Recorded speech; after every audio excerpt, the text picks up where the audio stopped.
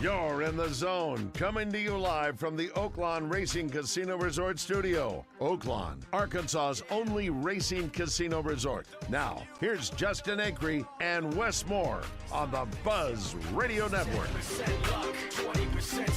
All right, buckle in, sweethearts, because it's going to be a busy day today. We've got our normal every other Thursday lineup, which includes, but is not limited to, Devo Davis, who was a marked man by SEC officials, apparently, courtesy of Gwatney Chevrolet. Richard Davenport from the Democrat Gazette. We got Dr. O'Malley from UMS. We got Mayor Scott. Chris Alley's coming up with a special guest from Rock and Roll Sushi.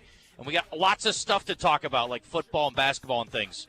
So welcome in. Thanks for being with us. And get ready to rock and roll. And if you're going stir crazy, I'm sorry. We'll try to keep you entertained for 3 hours. Fellas, what's up?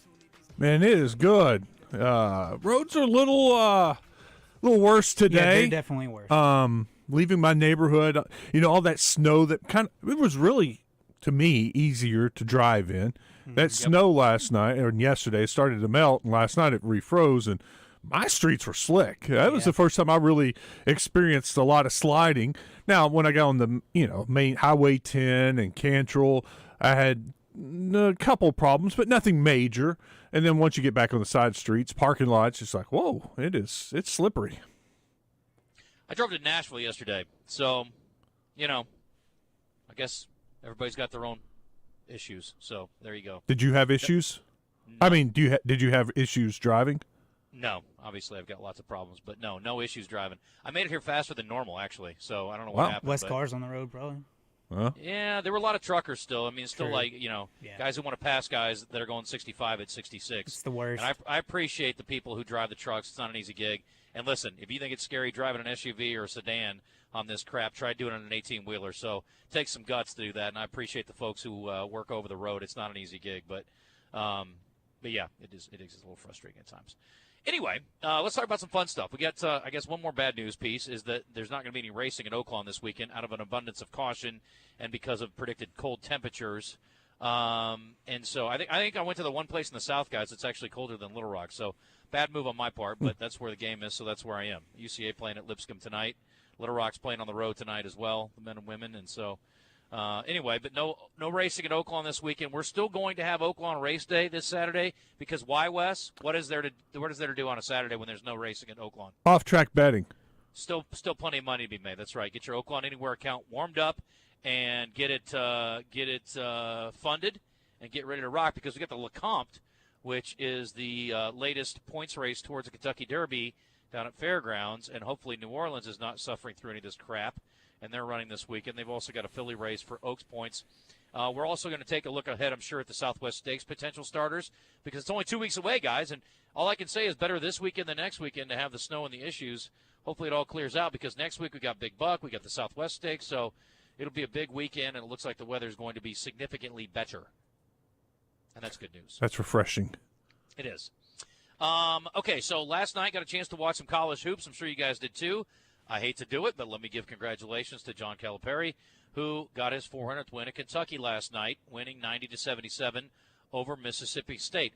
Ole Miss losing at LSU. The Tigers, guys, not going to be the easy out we might have thought they would have been before the season.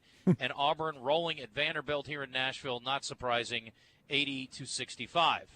Jordan Wright, 27 points, 7 boards and 5 assists as part of the win back in the LSU game. Over Ole Miss. Did not see that one coming, fellas. Did not see that one coming last night. You got to say, through 4 SEC games, LSU's the biggest surprise in the SEC. Auburn and Alabama are 4-0. Then you have Kentucky, Georgia, Tennessee, and LSU at 3-1. Yeah, didn't expect that. No. They got in a transfer that, or they added a player late, and he has added a lot to this team. And to start off with SEC play 3-1 with a road win at Texas A&M, and then last night's win against Ole Miss, that's 2 quality wins. So yeah, LSU's improved. Yeah, looks like it so far in the early going here.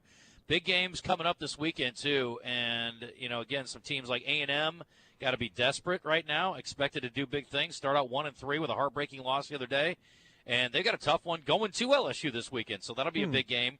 and I'm sure they'll give the Tigers heck over there. Obviously, Arkansas is the early game, noon against South Carolina on the SEC Network. How about this matchup, boys? Alabama, Tennessee. Yes. A couple of teams with clean slates so far in SEC play, and that's a game at 1 o'clock on ESPN2. And then the nightcap, which is at 7:30, pretty good game, too, with Ole Miss trying to rebound from last night and go over to Auburn and get a victory on the Plains. And that also is on the SEC Network. So some good matchups this weekend. Yeah, so Auburn and Alabama, like I said, the two undefeated teams in the SEC, they could go down. They got tough games this weekend. Good challenge. So this is going to be the I SEC. forgot Tennessee lost. That's right. Yeah, Tennessee's 3-1, right. but right. this we said this earlier. In years past, where 13-5 is pretty much guaranteeing you a SEC championship. Or most years, 13-5 is good enough. That may not be the case this year. I think it's a pretty deep league, and 13-5, I think you win it for sure. But you may see a 12-6 team up there also winning the SEC. I think another surprise for me, at least, is Georgia at 3-1, and I guess I'd have to go back. I know they beat Arkansas. I have to go back and look at their whole schedule. But going to Kentucky this weekend, big opportunity for them, and then you got Florida trying to kind of stay where they are, move up a little bit. I mean, big opportunity for them. You got a couple of I guess Missouri's 0-4, 1-3 Florida, 0-4 Missouri. So trying to stay out of the basement, and at the bottom of the standing. So I guess a big game for different reasons, and then you got a game that not many people will watch outside of Vanderbilt and Mississippi State fans going at it this weekend too. Yeah, Justin, you look at the 1-3 teams in the SEC. All of these teams thought, and at least within the team and maybe the fan base thought, we're NCAA tournament teams. Mississippi State, Florida, Arkansas, A&M. Those 1-3 teams got to make a move and start digging out a little bit of a hole that they've dug earlier this season. There's no doubt. Is it fair to say the SEC is not as deep as it was, or it's not as talented as it was last year at least? I think it's not. No, I don't think that is fair. I mean, you look at the top. I think it's top heavy. Yeah, it's very top heavy. I think it's deep. I mean, we just mentioned those 1-3 teams that thought they were NCAA tournament teams. Well, and very well could be NCAA tournament teams, but they're 1-3. I don't think teams like Mississippi State, Texas A&M, Arkansas right now are that good. I disagree. I don't think Arkansas still got to show me more. Yeah. I think A&M's a good team. I think Arkansas caught them without one of their top 3 players. That helped tremendously. They also caught them on a really, really poor first half shooting night. A&M played better in the second half, but I think A&M's a tournament team. Just because they're off to a slow start doesn't change my mind on them. Jury's out on LSU. Georgia's, in great shape. They're 13-4 overall, and they're off to a good start in league play. Everybody expected Tennessee, Kentucky, Alabama, and Auburn all to be there, all 4 of those guys. And then Ole Miss, I mean, the book's not written on them yet. 15-2 overall, obviously weak schedule early on, but 500 in conference play. South Carolina's way outperformed expectations. And you're right, Wes, that collection of 4 teams certainly expected big things. Having seen Missouri and Vanderbilt in person, did not expect them to do a whole lot. Neither one of those two is going to be a tournament team. So you can write them off at this point. Arkansas cannot afford to lose their games against Missouri. That's a chance to clean up, and you better do it. Speaking of Missouri, Nate Oates got reprimanded yesterday, but apparently not suspended for pushing a Missouri player. For those who didn't see it, there was a bit of an exchange of words, and he got in there, and I thought he was far too aggressive. So did Greg Sankey in shoving a player back towards his own bench. Player shouldn't have been there, admittedly, but you don't lay your hands on the guy. That's the official's job. And I went back and watched the video again today, and the official looked like said something. It's like, I got this. It's like, that ain't your job, bro. Yeah. Keep your hands to yourself, dummy. But I think Nate Oates is such a cocky SOB. I don't like him. Joe Klein was in here defending him last week, and that's fine. Joe knows him better than I do. I can't stand the dude. I think he's a complete jag-off. Yeah, that's a simple thing. Look, the guys over there, they're mouthing. You just get in between them as a coach and start kind of walking him backwards. You do not put your hands on him. And you certainly don't put your hands on him and shove him. Right. That's not, you said that's not your job. And it really could have escalated the situation. I mean, kudos to that player. I mean, what if he had reacted differently? I mean, this could have been ugly. Yeah, he might have been PO'd about something that's going on in the game, the player I'm talking about, but that was showing some respect, at least to the opposing coach. Yep. Because, I mean, a lot of guys would have shoved his hand off and said, don't touch me. Yeah. And, honestly, the Missouri's coach is very fiery. They're not doing a very good job right now, but and they don't have a very good roster. But he's a pretty fiery dude, and I'm surprised he didn't come over and say something. I know he was mad after the game, and his biggest thing was, why wasn't he teed up? Because if a player did that, he would have gotten technical. And I think that would have been fair. And the fact that they didn't fine him, I thought was a little bit chicken blank too, but whatever. Speaking of coaches soon to be in the SEC, I know you guys have been talking about it off the air. We got to talk about it on the air, but I mean, huge jockstrap to Rodney Terry, who's the Texas head coach. Does anybody honestly, if you told me today who's the head coach at Texas, I didn't know it. I haven't paid any attention to it. I know he was the guy that filled in for Beard last year and just kept the job. Yep. Okay. Well, I didn't know his name. I knew who he was. I forgot him, but when they said it, I was like, oh, it's that guy. Yeah. You could have thrown me 9 names. I wouldn't have picked his name out of a hat. So, anyway, they got beat by UCF yesterday. He got his feelings hurt, and he was crying about it afterwards. We're going to play the clip in a second. Sidebar, dude looks like Gus Fring to me. Christian, you see it?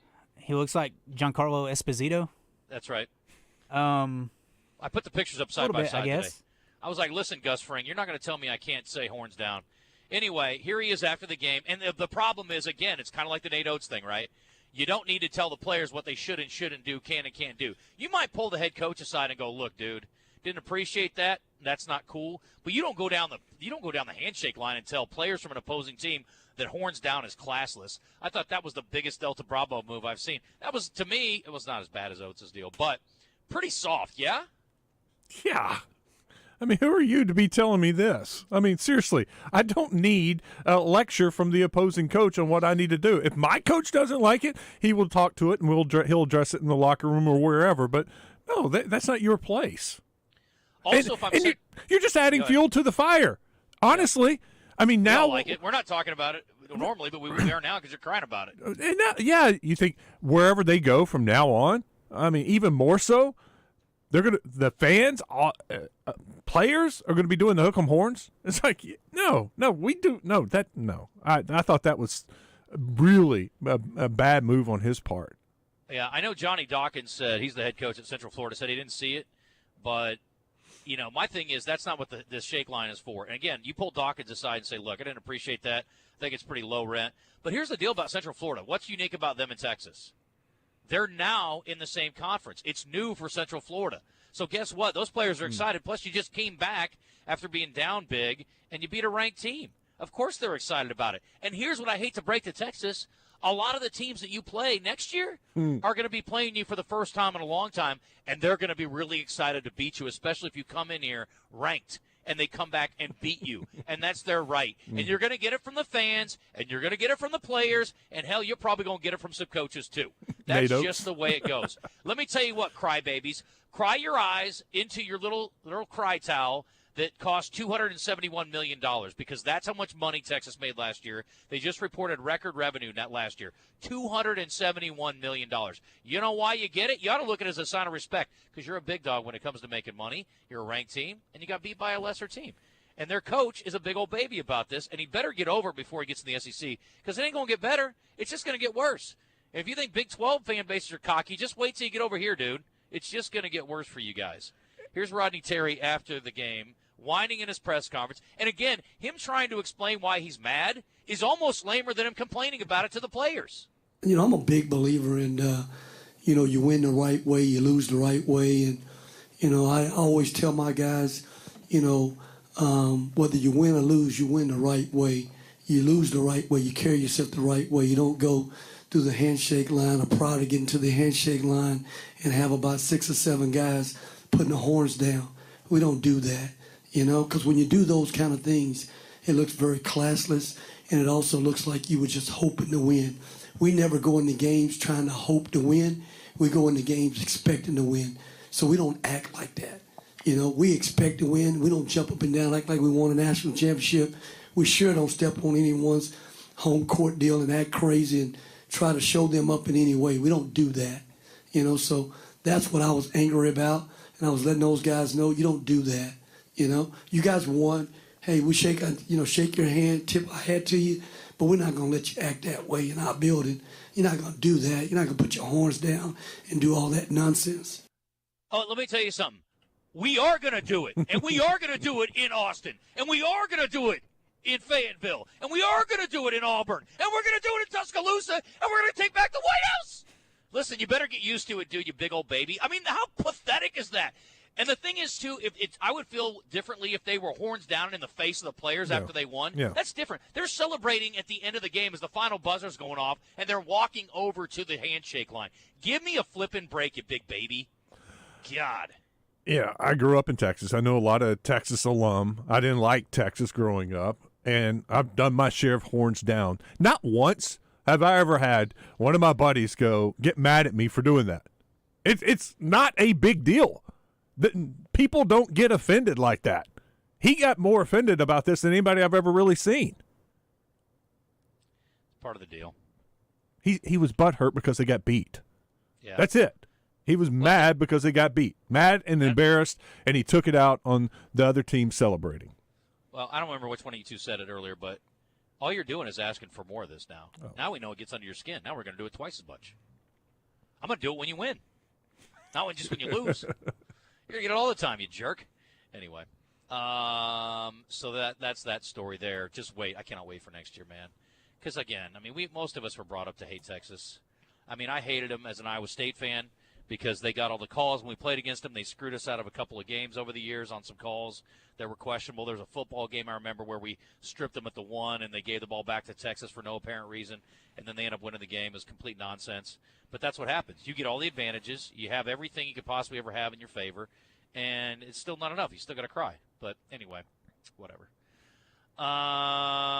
Let's see. What else happened in basketball last night? Oh, speaking of getting in trouble, the ACC has reprimanded. I guess they can't fine him. Although, will there ever be fines, you think, for players in this NIL era? Maybe someday. NC State guard DJ Horn. He flashed the bird to the officials when he was going to the foul line the other day when they beat Wake Forest on Tuesday night. He made both of them, but apparently that did not escape the purview of the league, and he got busted. He said, I got caught up in the heat of the moment and made a disrespectful gesture that I should have never done. That's not who I am. Listen, I think more referees deserve the bird personally, but whatever. I mean, they can't let it go, I guess. If they saw it, they have to say something. Well, did the official see it at the time? No. Oh, okay. But it was all over social media. I got you. Okay, the officials missed it. League saw it, reprimanded him. I got you. Yeah. I don't literally want that to happen, actually, but it was kind of funny. I mean, really, the only thing, if that happened during the game and the officials saw him, they could eject him. Or, probably just one technical. I don't know if they could, could technically. Does he still get to shoot his free throws? Yes. He can't take his free throws away, right? No, he'd you get to shoot his free throws, and but the other team gets. Yeah. I think the Won other by team 7. shoots them, then you shoot them. There was 2 seconds left, and they won by 7, so I don't think it would have mattered. Anyway, No. But all I was going to say is they could have suspended him for one game. That'd be so lame. Yeah. Yeah. I got a couple other things here. I got a chance last night after I got over here to Nashville to watch UConn and Creighton. I don't know if you guys saw any of that game. I was watching the Kentucky game a little bit too, but that was not close. But UConn's got a sophomore center that I think just came back. Mm-hmm. Klingon. 7'2", 280. Yeah, he's good. This kid plays with a great amount of joy, and he is a beast, but he moves really well for a big guy. His numbers weren't impressive, but I love watching the guy play, and UConn is really good. We talked about the Arkansas spacing. Man, they do a great job of spacing the floor. It was fun watching them, and obviously Creighton's really good too, but they're impressive, man. It was also $2 beer night at Creighton, and I saw some pictures on social media. The kids, because most of the schools, I don't know, schools canceled there or what, or they weren't going back yet, but they were crushing a ton of $2 beers last night. I'm like, we need $2 beer night around here. Yeah, I still say UConn's the team to beat. Yeah, I in agree. college basketball. Klingon is so well put together and then moves so well. I had no idea it was 7'2". Yeah, my thing is with Klingon, he's an NBA guy, but he put on unneeded weight this year. He was 260, and now he's dealing with some foot issues. It's like, just go back down. You don't need to be 280. You're fine at 260. And also, it's a little concerning that he averages 20 minutes a night. It's like, can he play more? Can he only play that many minutes? Do you think it's because they're so deep they don't need him to play that much? Maybe so, or maybe he just can't play that many minutes. I don't know. So that's a little concerning. But he looked like he was moving around fine. He didn't look tired to me. He was singing Taylor Swift songs on the sideline, I saw. So he seemed like I do like him, though. He's an NBA guy. Yeah, he's nice. Speaking of NBA guys, game ball to Jordan Walsh, first NBA minutes last night. And how about this? You think you could use him at Arkansas right now? 3 minutes, 4 rebounds last night. He was 0 for 1. Yeah. But you get more than a rebound a minute. There's a lot of guys that would love to be able to do that at Arkansas right now. He'd probably lead the team in rebounding this year. I think that's probably safe to say, Christian. Yep. There's no I think that's it. I guess we're going to hit a break. Got Devo coming up. Also, this was a weird story. So, I don't know if you guys saw this. I know most people aren't following women's basketball. By the way, Caitlin Clark moving up the scoring list. She passed Brittany Griner this week. They've won 15 in a row. She's at 33.06. Had 32 the other night in a 46-point win over Wisconsin. Women's basketball scores are out of control sometimes. South Carolina just beat somebody by 6. Beat LSU, was it? I think it was, by 60. Oh, no, it's Kentucky. It's crazy. Still happening. But listen, this is a weird deal. So TCU, the women, canceled their next 2 games because they don't have enough players available. So I thought, well, maybe they really suck and they just don't want to get on the floor. They're 14-4. They just get hit with injuries hard? I think so. I guess. I saw someone tweet out yesterday that one of their top players, and it was like, here we go again. Another one out. So-and-so's done. They got an ACL, their point guard. But I'm like, it's just hard to believe that you can't field a team.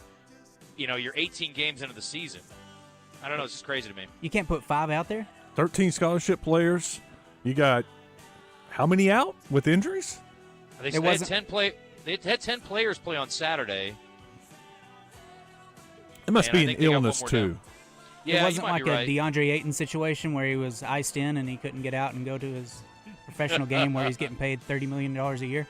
How does that work, Chris? How does it work? Why? How? Where were they? Where was he? Well, I assume it was a home game. They're Portland, but you can't get a helicopter or something. I don't know. Well, I mean, surely you got a team member or a staffer or. Well, they said they sent guys to try to get them out, but it was to no avail. I guess I don't know. Does he live on the top of a mountain? Yeah, how does he live next door to the Grinch? I mean, how can you not get him out? I don't know. That's bizarre. Anyway, let's hit a break. We got Devo coming up in just a sec. We'll get his thoughts. I told the morning guys, I only got one question. Were you trying to kick the guy in the boys or what? And I just need my simple no, because that's what he's going to say, I'm sure.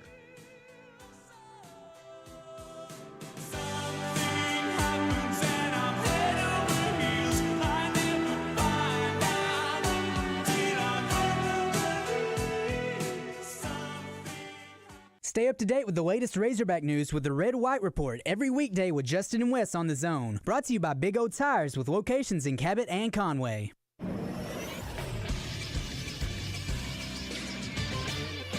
This is SportsCenter. Some lopsided victories in the top 25 in men's college basketball last night. It was number 1 UConn 62, Creighton 48. The Huskies get to 16-2 on the season. North Carolina handled Louisville 86-70 behind 21 points from R.J. Davis. Houston gets 29 points from Jamal Shed. They beat number 25 Texas Tech 77-54. Kentucky cruises past Mississippi State 90-77. 27 points for Antonio Reeves. Caleb Love has 20 for Arizona as they top USC 82-67. Auburn handles Vanderbilt 80-65. Oklahoma downs West Virginia 77-63. And the lone upset of the night, LSU beats Ole Miss 89-80. I'm Josh Neighbors for the Buzz Radio Network.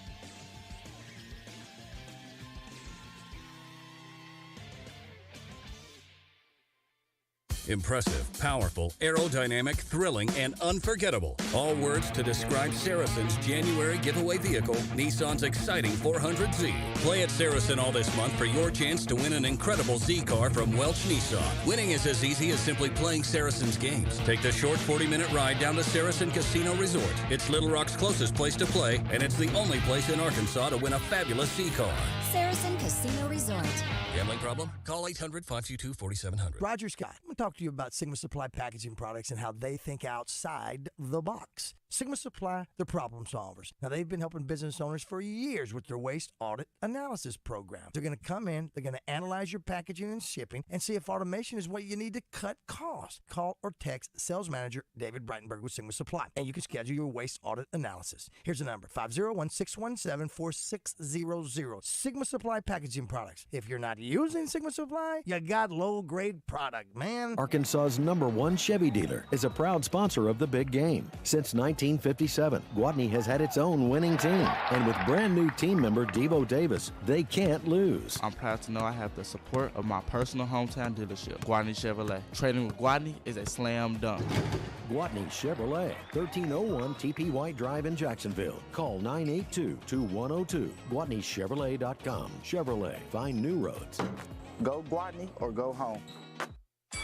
Ladies and gentlemen, get ready for a night of heart-pounding action. Pinnacle Fight Night, where warriors become legends. On February 3rd, experience the thrill of professional boxing as top fighters Carlos Nava, 10-0 with 6 knockouts, and Thomas Candyman Blair, 7-0 with 3 knockouts, defend their perfect records at the Maumelle Event Center as fighters from around the U.S. compete for victory. Don't miss the chance to be a part of history. Tickets are selling fast, so grab yours today at Eventbrite. Pinnacle Fight Night, where legends are made.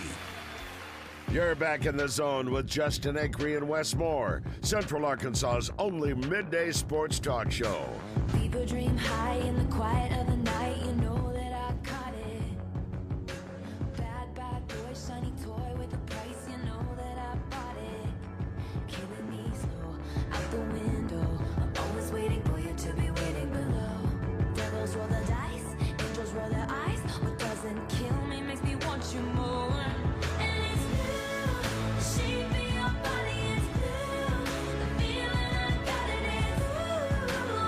Oh, how important are tires right now? I think you know the answer to that. Anybody's been driving around Central Arkansas knows you got to have good tires. And Big O Tires will take care of you. $100 off select set of Big O Tires right now. They got all the name brands, great selection of tires, plus they got the Big O Tire. Take advantage of their deals. Monthly deals can be found at bigotires.com/deals. Remember, they do more than just tires. If there's something going on with your car, cold can mess up your car, you need somebody to take a look at it, swing on by Big O Tires. They do a lot more than just tires. Cabot and Conway. In Conway, they're on Harkrider. In Cabot, it's Prospect Court, right in front of Kroger. Go check out our friends at Big O Tires, the team we trust. Talking to Devo Davis in mere moments, courtesy of Gwatney Chevrolet. We'll let you know when he is on, if you guys will let me know when he is on. Talked about the win the other night, and then looking ahead to South Carolina, just saw a note from our friends at the Travs. Good gift idea for a birthday maybe, or Valentine's Day. Single game tickets going on sale February 1st. You can catch the Travs over on Buzz 2 again this season. And I'm assuming you can still snatch up some season tickets if you're interested in that as well. Zone question of the day while we wait. Please do. The Cowboys keeping Mike McCarthy is, ? The right thing, a money thing, questionable, inexcusable. So far, questionable is leading at 50%. I think that's where I'd place my vote. That's where I placed my vote. That's Wes? where I placed my vote. Gosh. Monday I was convinced he was gone. Yeah. And, that maybe that's the immediate reaction. We overreact sometimes. And after talking with Mickey and some others that maybe are a little less, emotional than me, I understand. I'm still not sold, I guess, on McCarthy. Look, he's gone 12-5, 12 wins the last 3 years. He's got the best winning percentage as a Cowboys head coach. But like I said Monday, now for a Cowboys fan, it's more than just that. Mm-hmm. Somebody pointed out, well, he's won the NFC East 2 out of the last 3 years. It's not about winning the NFC East as a Cowboys fan. It is about, honestly, I know you got to take baby steps and win more than one playoff game in a year and win 2. Get to the NFC Championship game, but still as a Cowboys fan, the goal is even higher. It's Super Bowl. It is, and it's been a long time, and it's about getting to the Super Bowl. And maybe I should take the Razorback, fan, like we talked with Mike Anderson and Pelfrey and Stan Heath. There was a long, long drought of getting just to the Sweet 16, and Musselman's come in and done that three years in a row. And Razorback fans are excited about that and happy about that, and they realize, that is a great step. And maybe as a Cowboys fan, I should take that and learn from that and just say, hey, just be happy to get to the NFC East or the NFC Championship game. But they can't even do that. And so that's the frustrating thing, because you see the talent. But you know what? Mickey Spagnola last night on Fox 16 pointed out the Cowboys' wins over their opponents their opponents had a winning record of 38%. It was the 7th worst or the 7th easiest in the NFL. And he pointed out they only beat 4 teams with a winning record all year. And maybe they weren't as good as we thought. They had a soft schedule, and they got exposed, and maybe Green Bay was just a better team.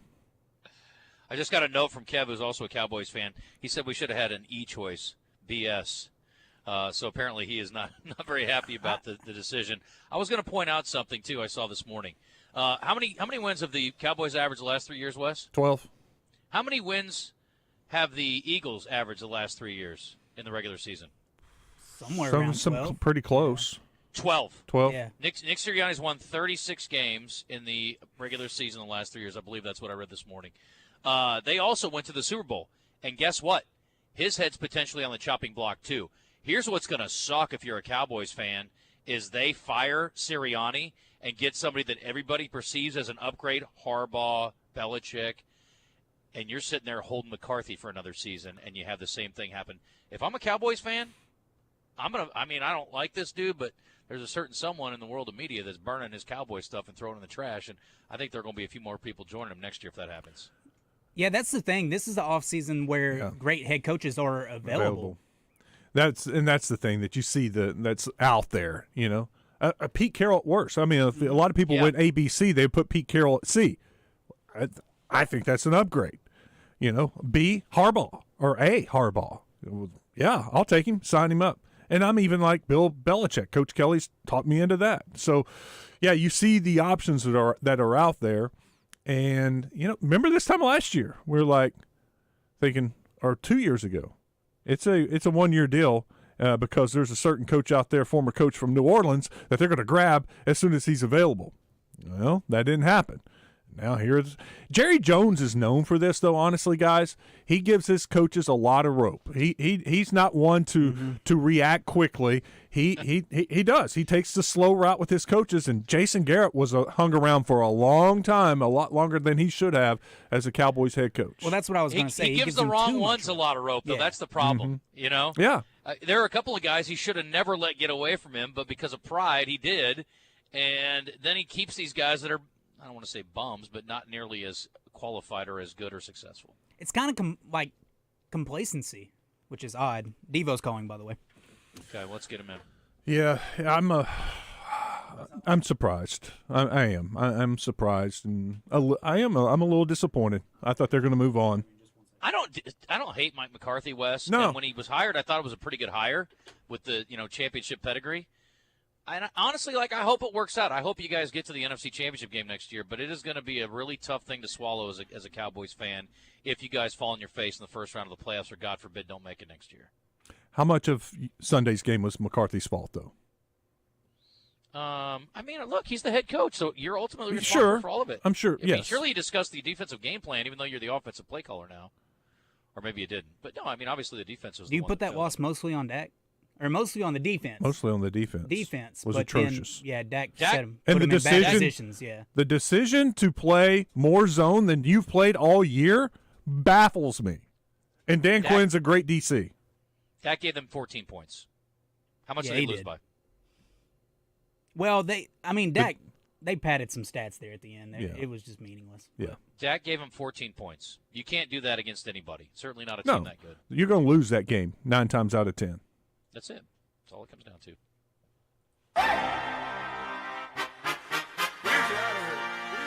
The Zone is joined by Razorback guard and fan favorite Devo Davis.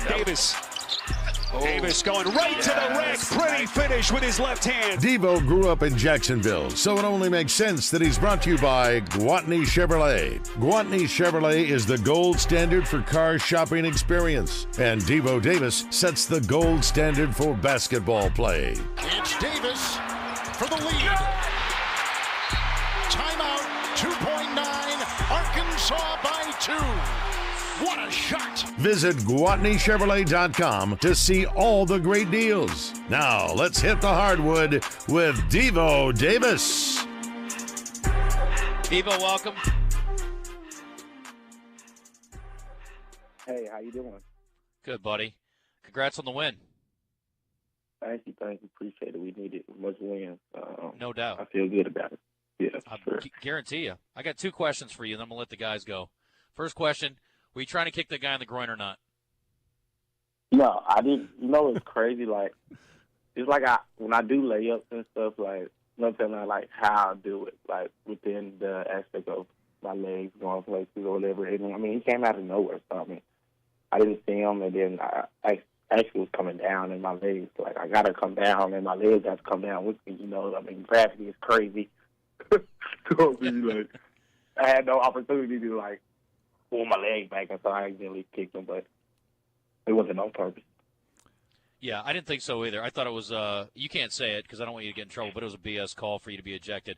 What did you do in the locker room? Yeah, they told the coaches that, too. They said that it wasn't supposed to be a pleasant, too, but we ain't got to talk about that. I mean, we won the game now. It's okay. Okay. Well, I'm glad that cooler heads prevailed once the game was over. A little too late, but that's okay. I'm glad you guys won. What'd you do in the locker room when they sent you back there? I went to the training room and turned the TV on and finished watching the game. Was it hard to sit? I mean, were you sitting still? Were you standing up? Were you running around? What were you doing? Getting up, sitting down, and then you got Wade Taylor coming down, shooting crazy threes, and they going in. Jim, he don't shoot in every day, so it's kind of like it's hard to sit down watching this. Yeah. Did you come back out and celebrate with the team? Yeah, I did. Okay. I came back in the locker room, and I couldn't come out on the court, though, but I met him in the locker room, and we celebrated. Okay. I was looking for you out on the court after the game. I thought maybe you could come back out after the game, and I couldn't see you, but I couldn't see everybody, so I didn't know if you came back out and celebrated with the team. What did you think of that last play, the just the drive and the score from Tremont Mark?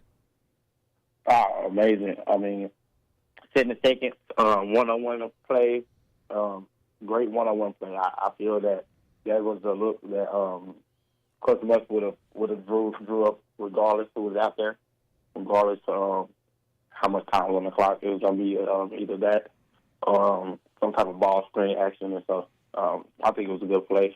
He was cooking all night. Great one-on-one play. I mean, you can't ask nothing better than that.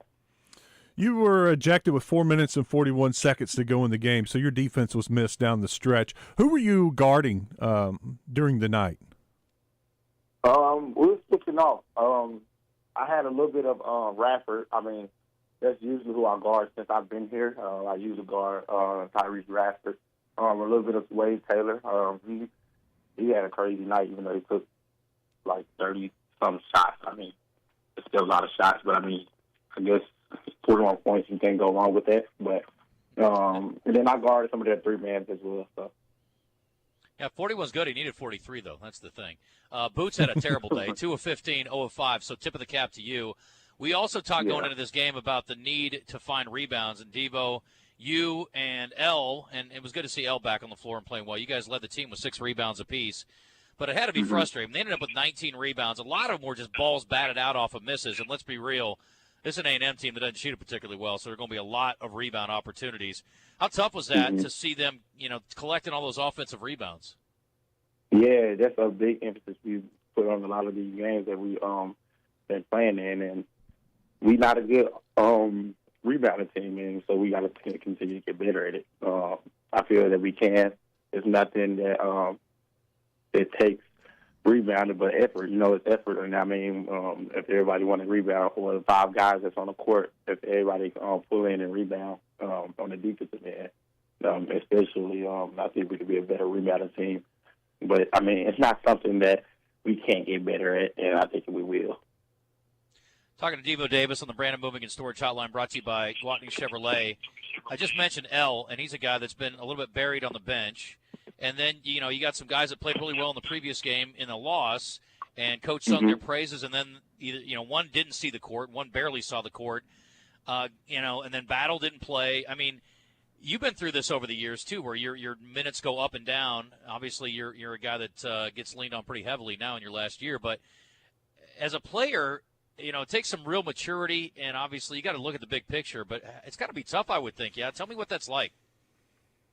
Yeah, I mean, it's the next man up, and like you spoke, like some of the guys that didn't get in, if they would have got in, I feel like they would have been ready. So it's not something that we go into the game knowing who's gonna get in, who's not gonna get in at all. It's something that just goes with the flow of the game. And I think next game, guys like Joseph and Layden, they get some playing time. Get thrown in there.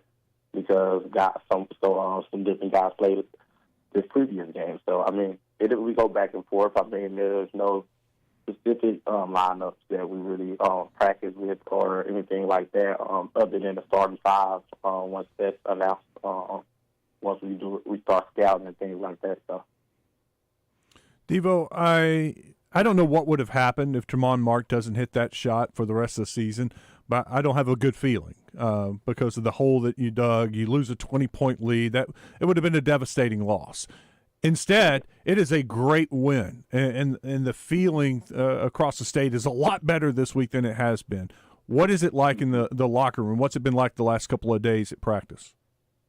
Much better for sure, especially after going over the film and knowing that some of the little things that we worked on, some of it came to life in the game. And so we want to continue to just try to get better as a team for sure, do that. And also just make sure that we won that game, but it's behind us, you know, and so we just got to stay level-headed. I mean, we still got our backs on the wall, of course, is what most brought up. And so I think overall we got to continue to win games, you know. Like you said, we dug ourselves a huge hole, and that's fine. It's happened before, and I feel that we continue to stay on the track that we are on to continue to get better at the small stuff. I think we can continue to make this little run.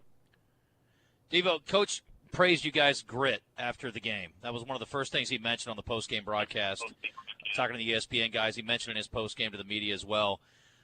You know, obviously this is a team that has talented athletes, but I saw something, you know, the other day that I hadn't seen in a minute, and it was, you know, again, on both ends of the floor, guys fighting through screens.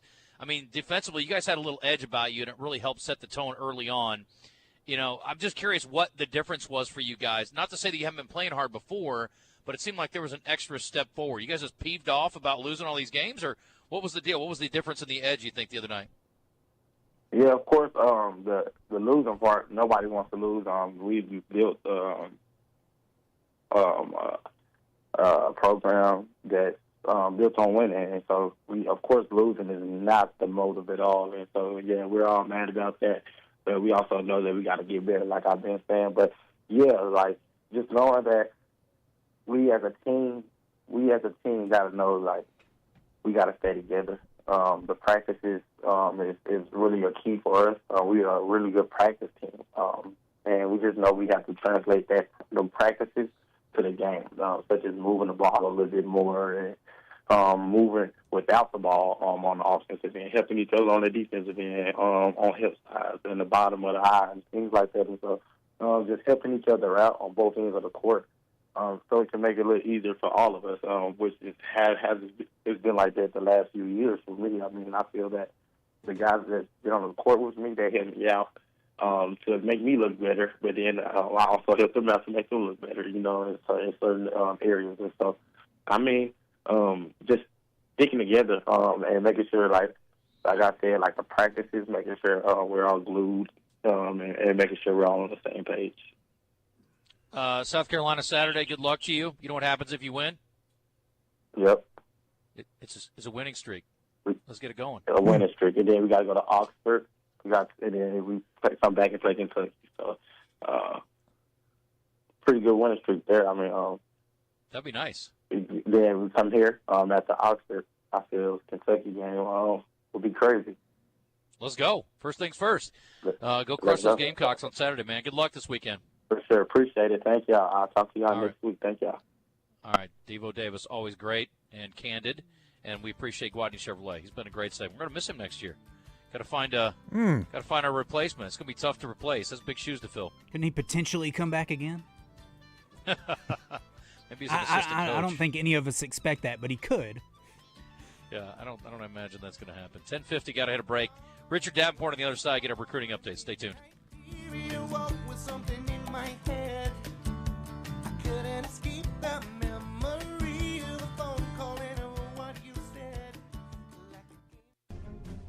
Brandon Moving and Storage has served Central Arkansas since 1965 and continues to provide professional service, local reliability, and community investment. We provide residential and commercial moves, local, national, and international service, commercial warehousing and distribution, unpacking services, and custom packing and crating. Let Central Arkansas's trusted Beacons agent help you with your next move. Brandon Moving and Storage. You make a move, we make it easy.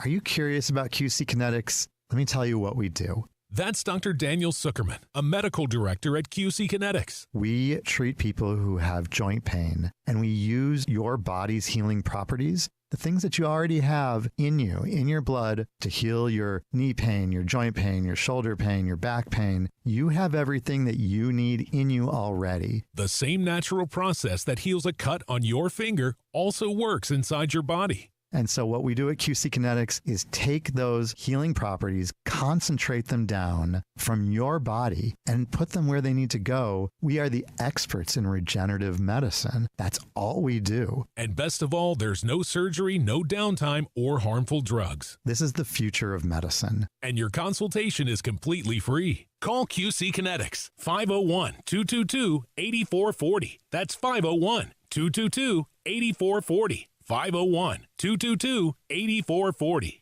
The Bucks are back at the 34th Annual Reliance Bank Arkansas Big Buck Classic presented by Oaklawn, January 26th through 28th at the State Fairgrounds. You could win a lifetime hunting license, a Browning A-Bolt rifle, or a $1,000 gift card from Hunter's Refuge. The Taka Hunting Gear Game and Fish Foundation free kids zone, including a trout pond, hoverball, Bwana gym, and more. Hunters, bring your antlers for your chance to win a Tracker Off-Road 800 SX from Bradford Marine and ATV. Rattlesnakes, chainsaw carving, birds of prey, monster trucks, and the Oaklawn Big Buck Chili Cook-Off. The Reliance Bank Arkansas Big Buck Classic presented by Oaklawn. Tree stands, clothing, RVs, ATVs, UTVs, ammo, and more. Hundreds of vendors with huge discounts. It's a Hall of Fame event and an Arkansas tradition. January 26th through 28th at the State Fairgrounds. Sponsored by Reliance Bank, Oaklawn Hot Springs, Arkansas, Bradford Marine and ATV, Tracker Off-Road, Hunter's Refuge, Remington, Taka Hunting Gear, Outlaw Beer, and 1037 The Buzz. Visit BigBuckClassic.com and Facebook for more info.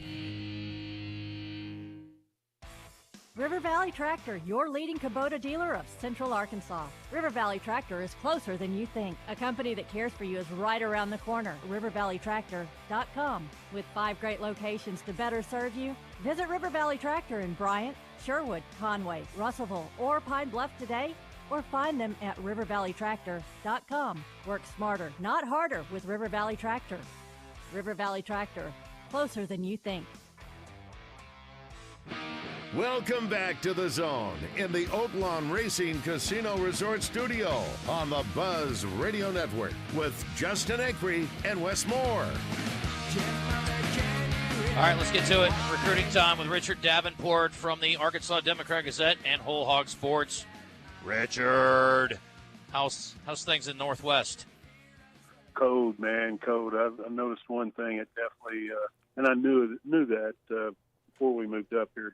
You're usually looking at, on average, anywhere from 5 to 10 degrees difference from up here to down there. So it's been tough go as far as the weather. Yeah. My prediction, cold. Busy weekend last weekend for the football program? Yeah, they had about 20 kids visit last weekend. Some of the notables, Anthony Kennedy from Little Rock Southwest, 6'6", about 280, defensive lineman, 2026 prospect, got an offer from Arkansas.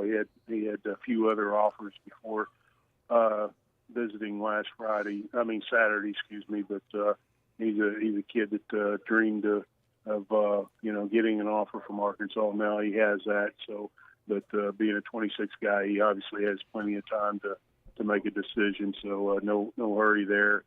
Jack Lang, a consistent 4-star offensive lineman from Eureka, Missouri, also visited. He's just blowing up. I think I've seen this week he's got about 5 or 6 offers just this week, and I think he had about 15 to 20 when he got on campus at Arkansas on Saturday. So about 6'5", about 275 pounds. Highly recruited kid, and then they're going to have some more kids coming in this weekend and the following weekend, and then February you're going to have a dead period, so the coaches can catch their breath. With some of the shakeup in the lineup, or I'm sorry, on the roster, what do you think is that magic number? How many are they looking to add now from the portal? I think you're probably going to add about 2 or 3 more.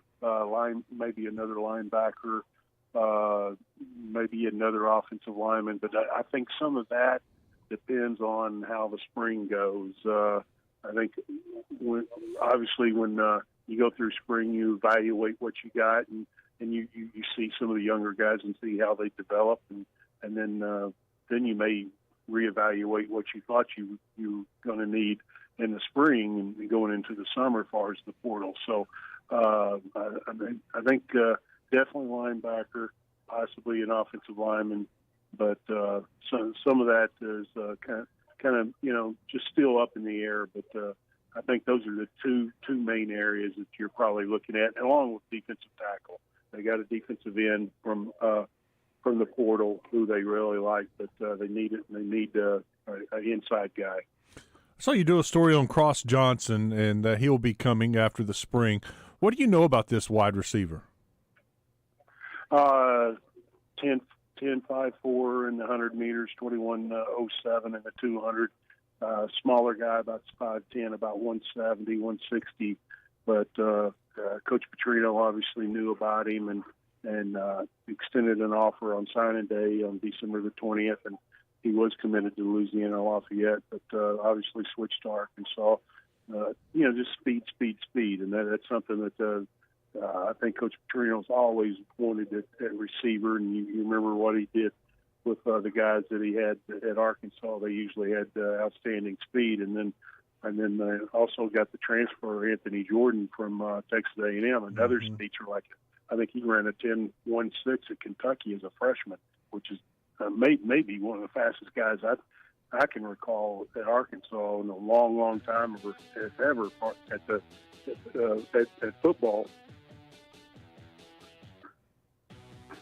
All right, Richard, we're out of time, unfortunately. Appreciate your time today. And, busy times, critical times for Arkansas, putting that roster together. Appreciate the updates, my friend. We'll talk to you in a couple weeks. Stay warm. See you. All right, buddy. As we head into this top of the hour, too, wanted to mention a couple of guys that are significant contributors to the buzz. Coach Zimmerman named the Broadcaster of the Year. I'm so proud of him, excited for him, and appreciate what he does. And also Trey Biddy, the Sports Writer of the Year for his work. Obviously catch him on Drive Time every day. So good to have those guys part of the Buzz family, and glad to see them get some recognition. We're back. The Red White Report, brought to you by Big O Tires. After this, from the Oaklawn Racing Casino Resort Studio. At the heart of historic downtown Russellville, the Old Bank offers an upscale dining experience. With the freshest ingredients and creative touches, their menu has an item for everyone. From their signature lump crab cake to a classic blue cheese poutine, BLT wedge salad to hand-cut prime steaks. They aim to cater everyone. And that's not all. Upstairs at the Old Bank, you can enjoy live entertainment Tuesday, Thursday, and Saturday with trivia, comedy shows, karaoke, live music, and more. Old Bank in downtown Russellville.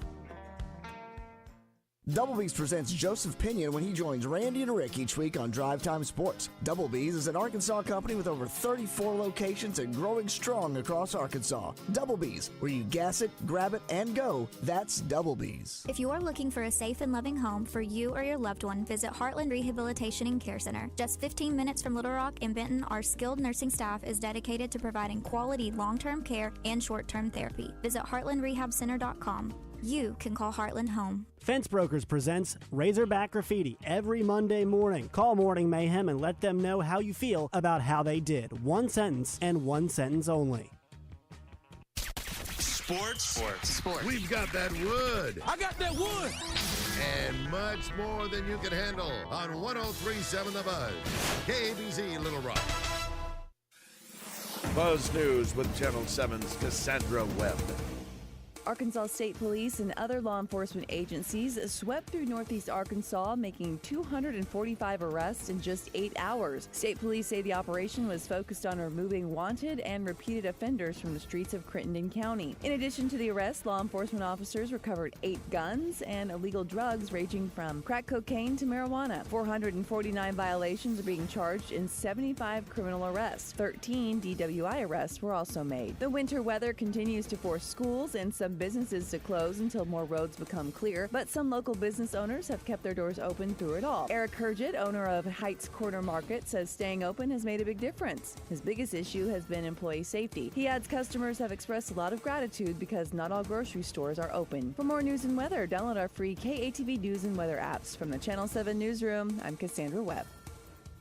It's Marine Expo, Arkansas's premier boat show, this weekend at the State House Convention Center in Little Rock. Don't miss Marine Expo and the lowest boat prices of the year. Weather from the Fletcher Weather Center with Channel 7's Melinda Mayo. After some light freezing rain across the eastern half of the state, we'll see clouds through the rest of the day and a high around 37. Tonight slowed down to 23. Little sunshine Friday, but a high of just 32. From the Channel 7 Weather Center, I'm meteorologist Melinda Mayo.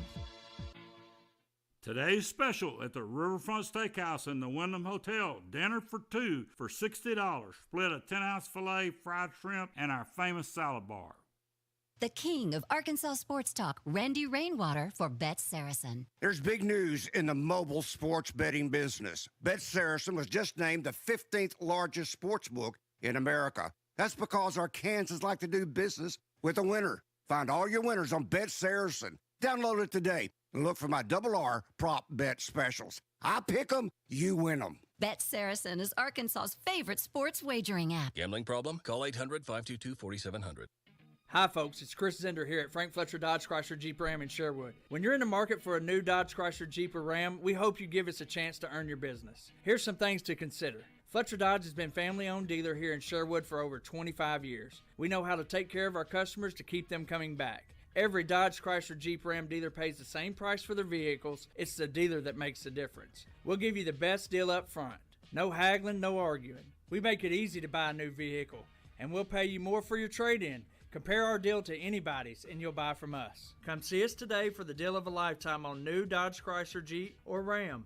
At Frank Fletcher Dodge, you always get the best price, the lowest finance rate, and more for your trade. And we promise you a hassle-free buying experience. We want to be your dealer for life. Shop Fletcher Dodge in Sherwood before you buy anywhere else. Just tell us what you're looking for and we'll make you a deal. Come see us in person at Fletcher Dodge on Warden Road in Sherwood or shop online at FletcherDeals.com. Well, now all the decorations are down, and you're looking around thinking, we really ought to freshen up the place. It's a new year, and the best time to save at Lazy Boy. The inventory overstock sale is here. Upgrade every room in your home. Hot buys all over the store. Fabric recliners starting at $3.99. Leather recliners only $7.99. Stop by Lazy Boy Home Furnishings and Decor for their inventory overstock sale, up to 50% off store-wide. Shackelford Galleries of Little Rock. Long live the lazy. Pickup truck, sports car, motorcycle, minivan, townhouse, two-story, farmhouse, fixer-upper. What you drive and where you live is different for everyone, so it's important to have insurance that fits your needs and is just right for you. At Shelter Insurance, we understand that, which is why our agents help you design a comprehensive auto, home, and life insurance plan. Insurance that fits just right. See Shelter Agent Drew Self in Hot Springs, Todd Matthews in Benton, or Alex Blake in Little Rock today. This is the Pigskin Preacher, bringing you the word. Dietrich Bonhoeffer writes, "The road to hell is paved with good intentions." This saying found around the world does not arise from the brashly worldly wisdom of an incorrigible. It instead reveals deep Christian insight. At the beginning of a new year, many people have nothing better to do than to make a list of bad deeds and resolve from now on to do better. But we need more than good intentions. We need prayer, perseverance, and the perspicacity to do good deeds. God bless us, everyone, to quote the famous Tiny Tim. When you walk into a Doublebee's, you will be greeted warmly with a welcome to Doublebee's. Doublebee's is an Arkansas company serving all in the natural state in our 34 locations. Doublebee's, it's where you gas it, grab it, and go. That's Double B's. For over 30 years, Pickup Truck Accessory Warehouse on 65th and University has been Arkansas's truck accessory headquarters and the only stop for all your truck parts and accessories. If it goes on a truck, Pickup Truck Accessory Warehouse has it, like step bars, bed covers, toolboxes, and ladder racks, as well as gooseneck, fifth wheel hitches, and drop hitches. All this and more can be found at Pickup Truck Accessory Warehouse, a WeatherTech Diamond dealer, 501-568-0040, or online at arkansastruck.com, and ask about the all-new RSI Smart Cap. This is Pat Bradley for River City Flooring, where you can pick your payment. Get 0% interest for 12, 24, or 36 months, and River City Flooring in Maumelle is where you'll save 50% on all in-stock waterproof LVP flooring. And did you know River City Flooring carries cabinets? So stop in and let my friends at River City Flooring help you with your remodel. Kitchen, bath, living, dining, they do it all. Check out River City Flooring in Maumelle at their huge new showroom on Maumelle Boulevard just off 430.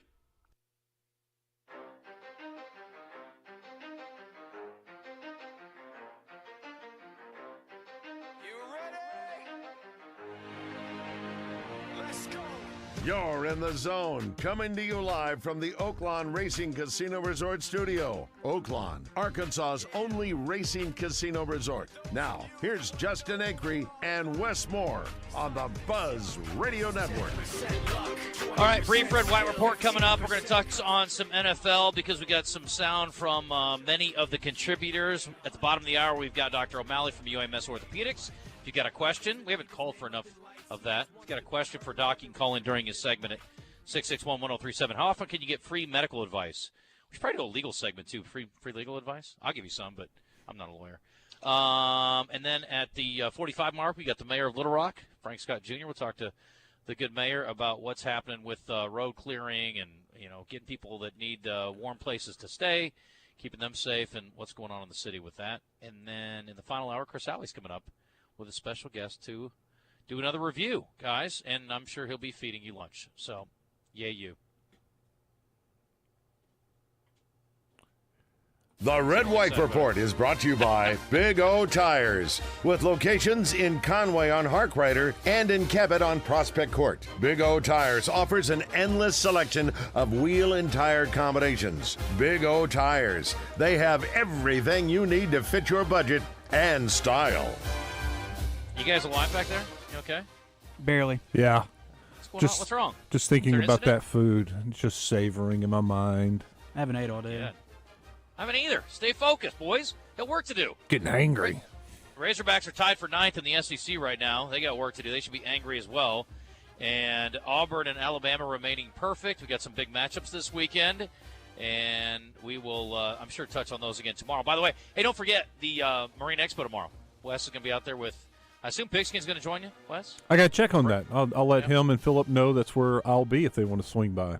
I can't wait to talk to Ken. Boy, Ken's been through hell this last year, so I'm sure this is a nice cathartic thing for him to be able to put on a show again.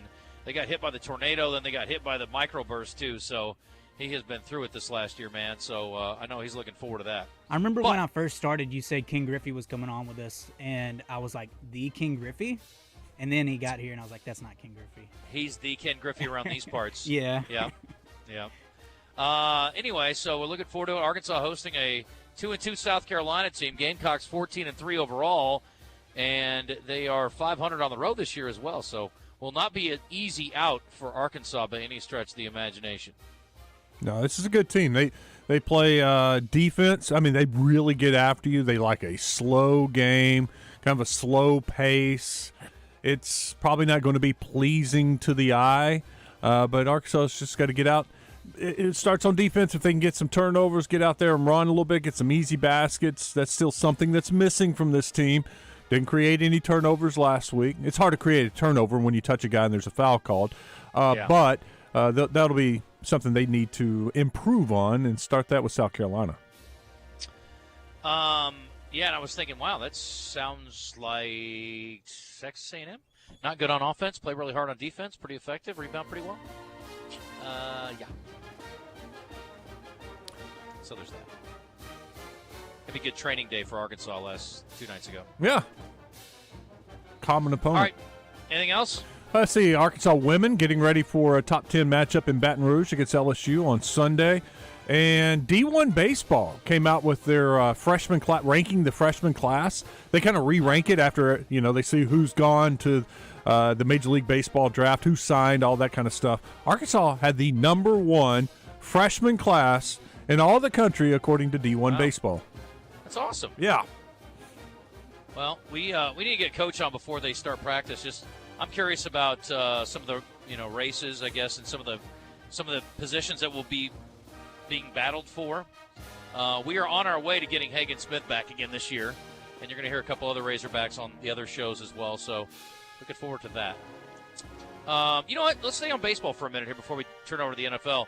I thought this was interesting, and Christian, I know you got the clip there. Craig Counsell, who was the Milwaukee Brewers manager, is now flipping over to Chicago, and he was recently at a Q&A deal with Sciambi, the guy that calls the Cubs games, and they had some fans in the house as well. And I guess I didn't remember him as a player that much. I know I watched him play, but didn't sound that memorable. Craig Counsell? Yeah, as a player. D-backs, I remember him as a D-back, kind of a utility guy at times, but he could do a little bit of everything. Good player. Well, he apparently had a bit of a different batting stance, Wes. Do you remember this? Yeah, yep. Okay. Well, somebody asked him about it. It was a very interesting answer as to how he came to find his batting stance that he stuck with. And there's a famous person involved in this that you certainly wouldn't think of baseball first. Hi, Craig. Welcome to Chicago. I do have a question for you as a player. You had one of the most unique batting stances. How did you end up there?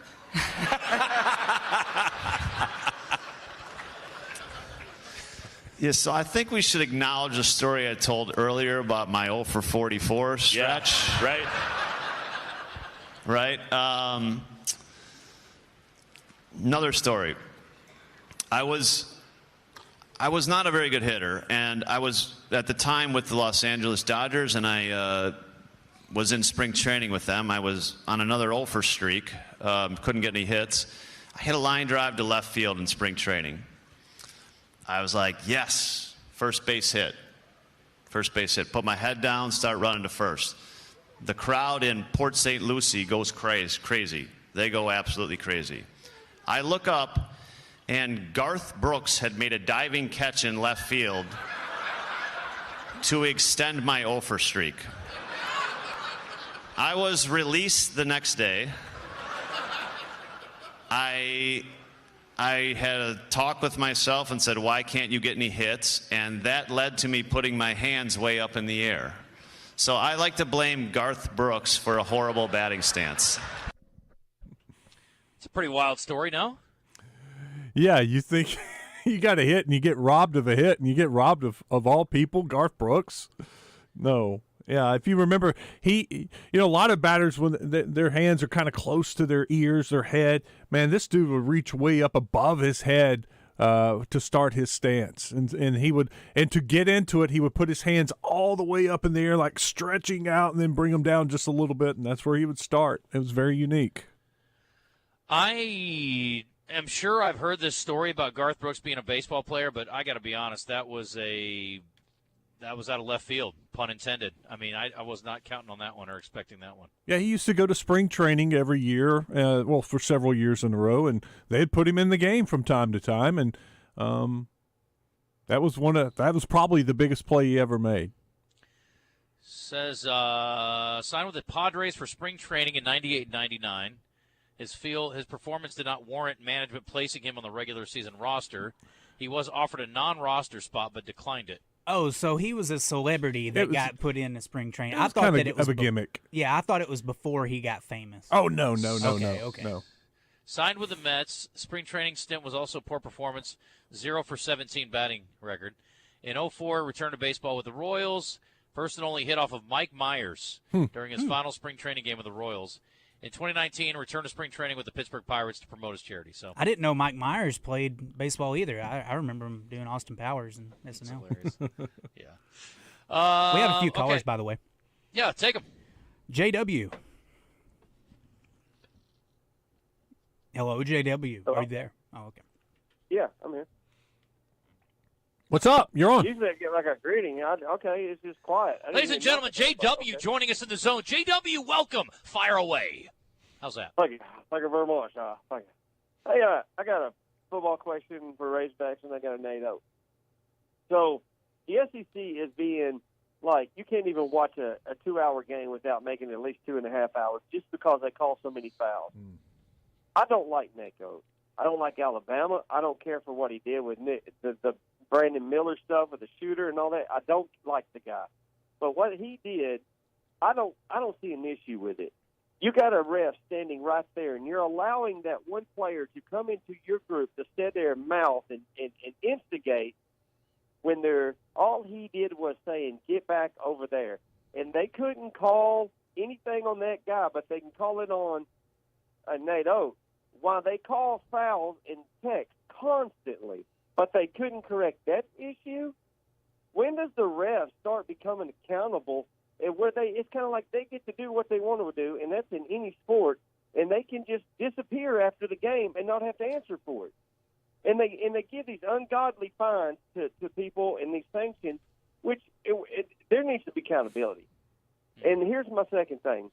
Have y'all really done your homework on Jackson, the Utah running back? Dude is a beast. I saw a video of him. I don't know. He can block. Does that count? He can. I mean, let me ask you. Here's my question. With the running backs we got in place, I want to know your 1, 2, and 3 starter, and I'll hang up and listen. Thank you. Thank you. All right, JW, great work. Dominion? I don't know. I mean, I don't know. I don't have an opinion on. Do you have an opinion like who you think the starting running back should be? No. Yeah, I don't either. I don't even know what this offense is going to look like yet. Yeah. With Petrino, I don't know who the quarterback's going to be. A lot of people just say it's going to be Green, but I think there's going to be a battle. There's going to be a battle at running back. Probably a lot depends on the offensive line too. What kind of an offensive line are they? Are they going to be able to block and open some holes? Or are you going to need a back that can make the first guy miss? I don't know. I don't think there's a bell cow on the team. I think Dominion, Augustov, and the new running back from Utah will all get some run. I agree with that. I think they'll all play. The kid from Utah is very impressive, though. His build. Yeah, he is good.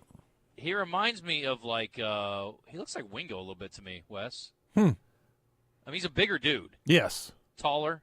Seemed like, I don't know how tall he is, but I need to look it up. Petrino loves big backs. Yes, exactly. Broderick That's Green. what I was thinking. Yeah, Broderick Green's another good comp. LC from Sherwood is also one. Let's go. LC, welcome to the zone. We appreciate you joining us. What do you have to offer today? Awesome. Niall Davis. What about Niall Davis? It reminds me of just seeing some film. The guy from Utah. Yeah, he's got speed, too. The kid had a breakaway run. Jaquindon Jackson, the video that I saw, had a nice breakaway run. So I got to check his size and his height and weight. But this foul ratio in our games, basketball games, from first half to second half is crazy. I mean, I don't know what they're doing to go back and talk about it, or, then they start blowing whistles. It's unbelievable. But really why I called was Wes. Is Dak on the last year of his contract? Yes. Next year. And then McCarthy's on the end of his? Yes. That you think that has anything to do with anything? You're going to give him one more run and then maybe blow it up if it doesn't pan out right? I'll leave it with that, guys. Thanks for the call, Thank LC. you. Yeah, that's what it appears. They're setting it up to make one more run at it. But knowing the way the salary cap works, I wouldn't be surprised at all if they try to get with Dak, maybe extend, give him a couple more years on that contract, give him some of that signing bonus so they can defer some of that money on his salary to open up more space on the salary cap. And Jerry Jones, when he put out his press release last night, did not indicate whether McCarthy got an extension or not. So that is not known, and that's been brought up out there by some of the reporters who cover the Cowboys. They don't know if McCarthy's contract was extended with this vote of confidence. Yeah, if you extended him beyond, and a lot of people thought that he should be canned, that would be crazy. By the way, Jaquindon Jackson is 6'2", 228, so I would say very nice size. It's big back. Happy with that. Let's move on to some of the NFL clips and talk about some of the matchups this weekend. And this is the one, I meant to play this yesterday. I was trying to think of a clip yesterday. My brain was not functioning for some reason. But there was a situation in Detroit the other day, And I saw somebody defend this. They're like, well, a lot of times news reporters are pressed into action. They have to go over and cover sports. I'm like, well, you better have a basic knowledge of what you're covering if you're going to go over to a press conference and ask questions. Or, here's an idea. I've done this many times. I've gone to something that I know I didn't know a lot about, and I just shut up and let the other people ask questions and listened. And, I was basically a human mic stand. And there's a role for people like that. Like this person who went to the press conference with Tampa and asked their head coach, Todd Bowles, about traveling to Detroit and the difficulty with the weather. Now, for those of you who don't know, well, they play at Ford Field, which is a dome, and they have for some time. Coach, looking forward towards Detroit. The weather has been a factor in some of the playoff games, even for the most prepared teams.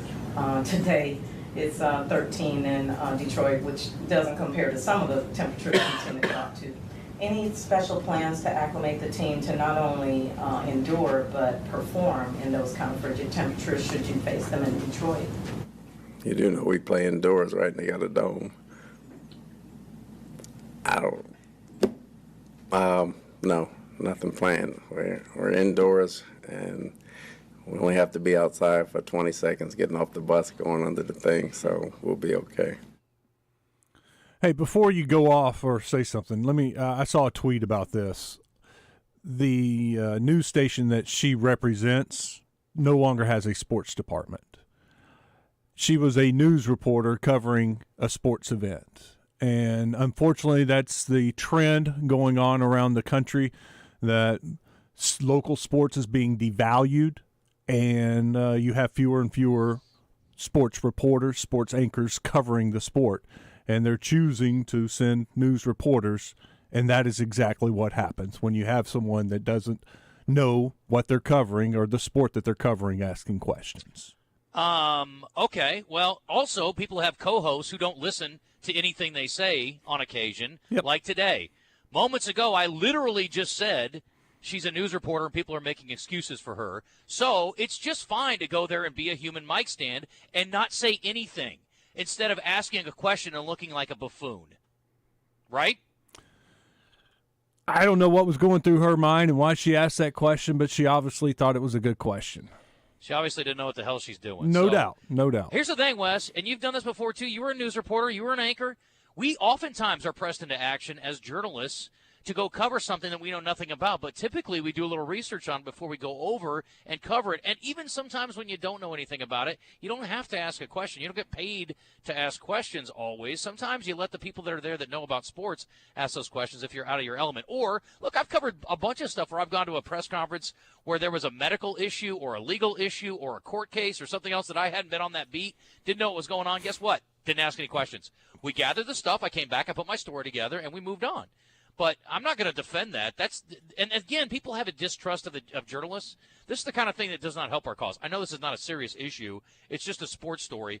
But it makes you look stupid, and it really hurts the industry. We just had this reporter come out, 2 or 3 months ago, talk about how if she couldn't corral the coach, she just made up something that he would have said.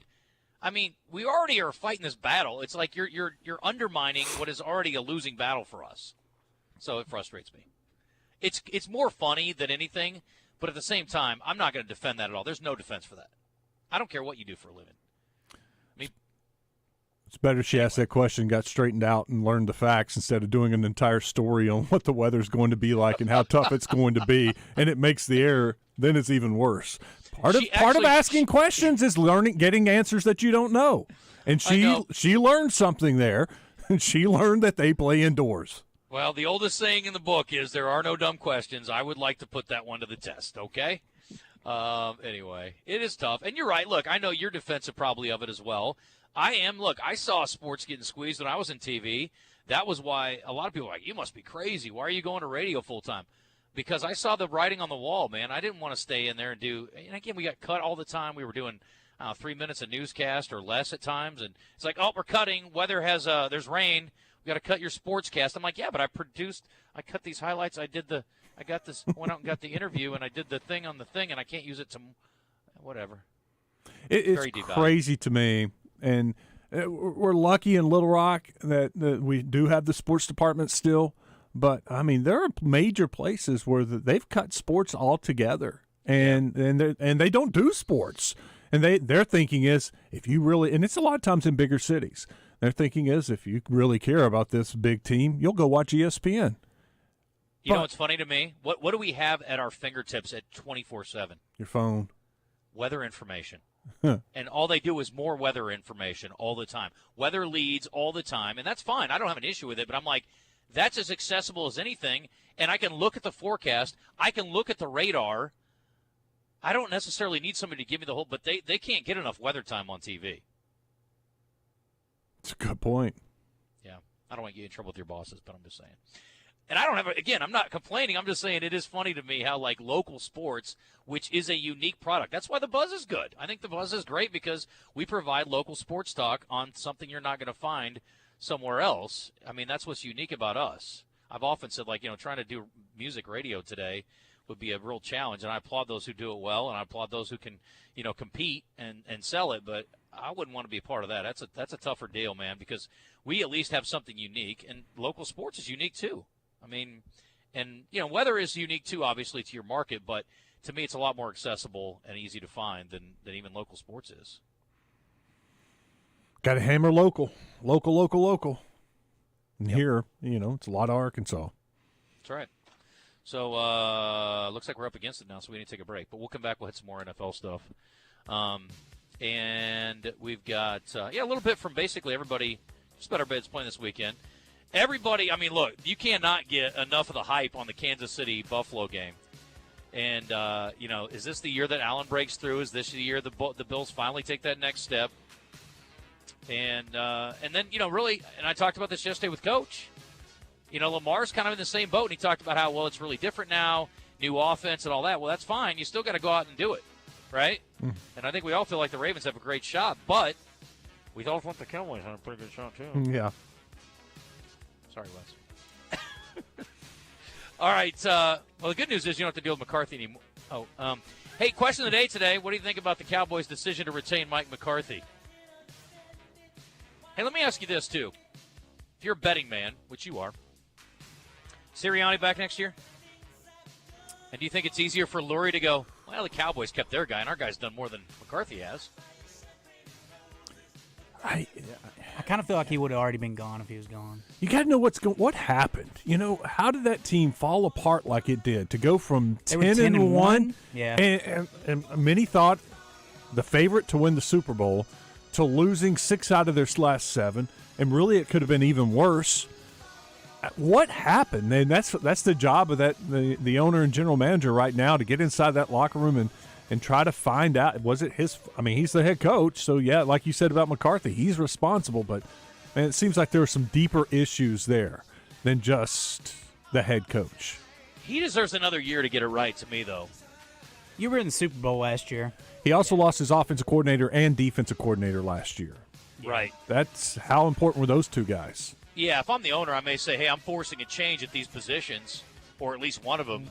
But, well, that's I'm not going to fire him. I've heard from Eagles fans that it's like maybe he's not that great of a head coach. He just had a good staff. Yeah.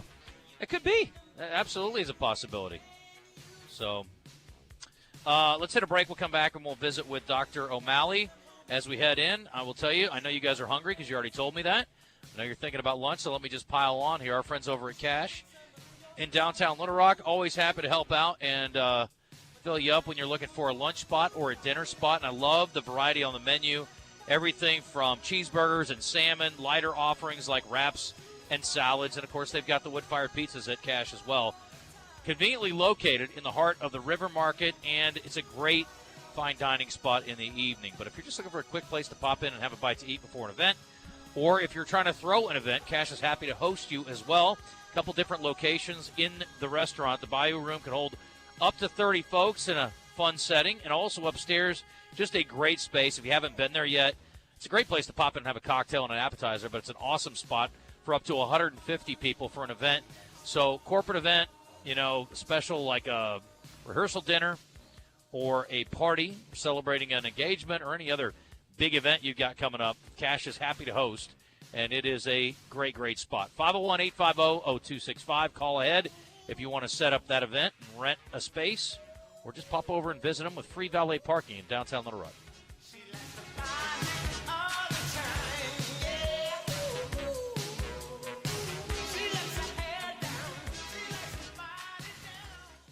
anywhere in the state, dial 888-8888 for Rainwater Holton Sexton. They'll help you weather the storm.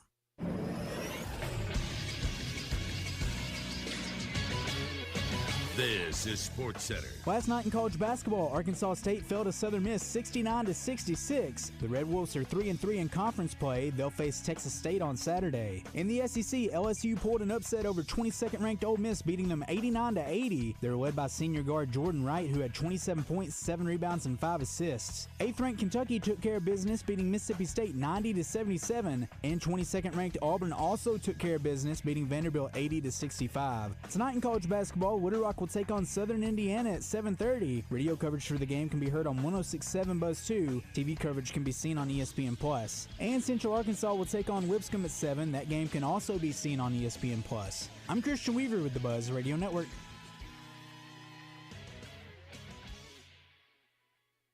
Pickup truck, sports car, motorcycle, minivan, townhouse, two-story, farmhouse, fixer-upper. What you drive and where you live is different for everyone, so it's important to have insurance that fits your needs and is just right for you. At Shelter Insurance, we understand that, which is why our agents help you design a comprehensive auto, home, and life insurance plan. Insurance that fits just right. See Shelter Agent Christy Pettit in Maumelle, Matt Cooper in Russellville, or Madison Buse in England. Well, we wrapped up 2023. Now you got to start making those goals for 2024. How about starting with ending your joint pain? Hey everybody, it's RJ Hawk. Don't go another year compromising because of that joint pain in your knees, your back, or your shoulders, or maybe from an old injury. You need to call QC Kinetics now. They are the nation's leader in regenerative non-surgical pain relief. And you heard me right, non-surgical. They don't do drugs, they don't do surgery, and the best part, there's no downtime. Your body has exactly what you need to restore and repair that damaged joint tissue. The future of pain medicine has arrived, and QC Kinetics has thousands of Central Arkansas patients that are loving getting their life back. This is not a Band-Aid. This is a revolutionary treatment that can get you moving again, get your life back, and listen, there's no surgery involved. Call QC Kinetics today for a free consultation. 501-222-8440. 501-222-8440. That's 501-222-8440. Hey Razorback fans, it's Quinn Grovey. Check out the new location of Bellins Ford in Conway. Suits, shirts, vests, also polos with Arkansas logo gear from Johnny O and Peter Millar. A store within a store with Arkansas-made Martin Dingman shoes and leather goods. Fantastic service with a tailor-on staff to fit you perfectly. Go to the new location, Bellins Ford, 1011 Oak Street, Conway, or on Facebook and Instagram. Don't have time to call? Message us on the Gangster Museum of America and Hattery Live fan feedback, or text us on the Southern Structural Solutions text line at 501-661-1037. Now, let's get into the zone. There was a girl I knew. She said she cared about me. She tried to make my world the way she thought it. They're ready to deal at Gwatney Chevrolet. Had a day they were closed on Monday due to snow. Now you know they're ready to make up for that lost time and ready to make some deals. And they've got some great deals right now on the Equinox, on the Tahoes, on the Silverados. Go to the website, GwatneyChevrolet.com, and you can see all the great deals. You can see all the inventory. Remember, they're still paying top dollar for your vehicle. When you trade in that car, truck, SUV, you're going to be able to pay that thing off, have some money down to put down for a down payment.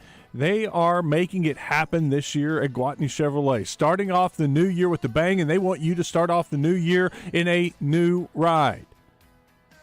Don't forget no payments for 3 months. That's still happening at Gwatney Chevrolet. All kinds of great deals happening right now at the Gregory Street exit in Jacksonville. It is Gwatney Chevrolet. All right, Larry O'Malley, the good doctor, standing by on the Brandon Moving and Storage Hotline to talk about some orthopedic issues, largely related to sports injuries. And if you have a question today, come on, 661-1037. We welcome it. It's free medical advice, folks. How often do you get that? Doc, welcome. How are you? I'm good. Thanks, guys. Let's talk about some injuries here. And this is actually more than just an injury conversation. This is really a debate about the way the game is played. And we've heard a number of players come out in recent years, and it was actually quoted again during the broadcast with the Rams and Lions the other day, that players would rather get hit up high with the chance of a head injury than deal with a knee injury like we saw Higbee suffer the other day in the L.A. game. We saw the same kind of play happen earlier in the season, Lions and Vikings, and these injuries to the knees, Doc, when the guys are getting hit trying to make a catch, it is I don't know what the NFL can do because you don't want them up high, you don't want them down low. I guess you got to go hit them above the knee and below the shoulders. It's a tough deal, but obviously they have not protected that particular target area. And Higbee now is going to deal with I don't know which MCL, LCL, which one ACL, but anyway, obviously a significant knee injury. Yeah, so it's funny. I mean, the players say that, but like if you really look at it from a medical standpoint, I would rather them get hit in the knee than the head. The problem is in the knee, it's easy to document, right? We get an MRI, we can tell you tore your ACL, you tore your MCL like he did. In the head, it's much harder to document, but we don't know the long-term ramifications. You get all the CPE. So, like, the knee's fixable. The head may not be fixable, and they may be dealing with this for the rest of their life. And that's also why they would rather get hit high, because the teams can't really prove there's much injury to their head, right? They can prove it to the knee, and they don't want to trade for a guy or sign a free agent that's had multiple knee issues. And so from a career standpoint, that's why they say that. But from a medical standpoint, I'd much rather than get hit in the knee. Because that's fixable. Yes, does it do damage? It does. And are they higher risk for arthritis? It is. But that's not going to affect their cognitive ability and their ability just to be a normal human like it does getting hit in the head. I saw Dan Campbell said he was aiming for the thigh board, which I had not heard that term used before, but obviously hit him a little bit lower than either anticipated or wanted. And it's hard at full speed to nail a guy exactly where you want to because, these receivers, Doc, they just won't stand still and let you tackle them. It's really unfair. Right. The other problem, right, is that guys are just getting faster and bigger, and that's just the nature of training. And so it's a very physical sport. Our athletes are bigger, stronger than they were 20 years ago. You're going to see more high-energy injuries, but I don't know how you fix it unless you just go to two-hand touch football, but I don't think anybody wants to watch that either. So no. There's really not a good solution. I don't want to pay what it costs to go to an NFL game to watch guys play flag or touch. No, you're right. Let me say also, speaking of brains and leg injuries, Jair Alexander in the news this week, the Packers corner, who did one of the weirder things we've ever seen, go out as a captain and call the coin toss, and he almost gave the ball to the other team in both halves to start. Worked out okay, ended up getting suspended one game. Now he's dealing with an ankle injury. Matt LaFleur said if they had to put him back in the game the other day, he wasn't good to go. So I'm guessing at that position specifically, ankle's about as important as any position on the field. Right. And it's really probably going to be week to week to see how he's playing, how he's able to tolerate, is he able to even be effective on the field. And it's one of those you don't really know until you get probably the day before the game to go, yeah, we think he can play, or no, he's going to be out this week. So, and every ankle injury is just going to be different. Sometimes they rehab a whole lot faster. Mahomes, for example, and sometimes it takes a lot longer to come back, and he may miss a substantial amount of games due to this. Doc, Sam Laporta, the tight end for Detroit a couple weeks ago, it looked like a gruesome knee injury. Turns out he just hyperextended his knee. He played last week, had a touchdown catch, and he was a full participant at yesterday's practice. The hyperextend of a knee, do you see that often to where it's just the simple hyperextend of the knee, the bones hitting each other and there's no tears, no any kind of damage? Yeah, so it's pretty interesting. When you hyperextend, you actually hit cartilage that's we don't really use in a normal function of the knee. And so it's actually an injury you can come back pretty quickly from. They can be very painful, and they can take a while to get better from a pain standpoint. But I see them maybe once a month we see one, and I tell the patients really as they can progress, what you just do is you can place them to keep their knee from hyperextending. You can protect them from getting back into that position. And then however they feel and when they feel like they can go back, we let them play. But yeah, it looks very gruesome for a lot of those hyperextension injuries. But a lot of times they don't do significant damage to any cartilage that's relevant in the knee. You may do some damage to some irrelevant cartilage, which is not a big deal. We'll let them play through that because they're not going to do any long-term damage to their knee. I was just reading a story about him, Doc, and he was wearing a brace, and he actually played, obviously the other day. But how much do you see that with tight ends? We talk about it with offensive linemen. Tight ends obviously kind of a hybrid spot. How much do you see tight ends with those knee braces? Not very often. So that's the thing, right? We go back to the how do you protect these guys? Well, really, you protect them by putting them in braces. But they, particularly when you start talking about skill position players, they don't want to be in braces.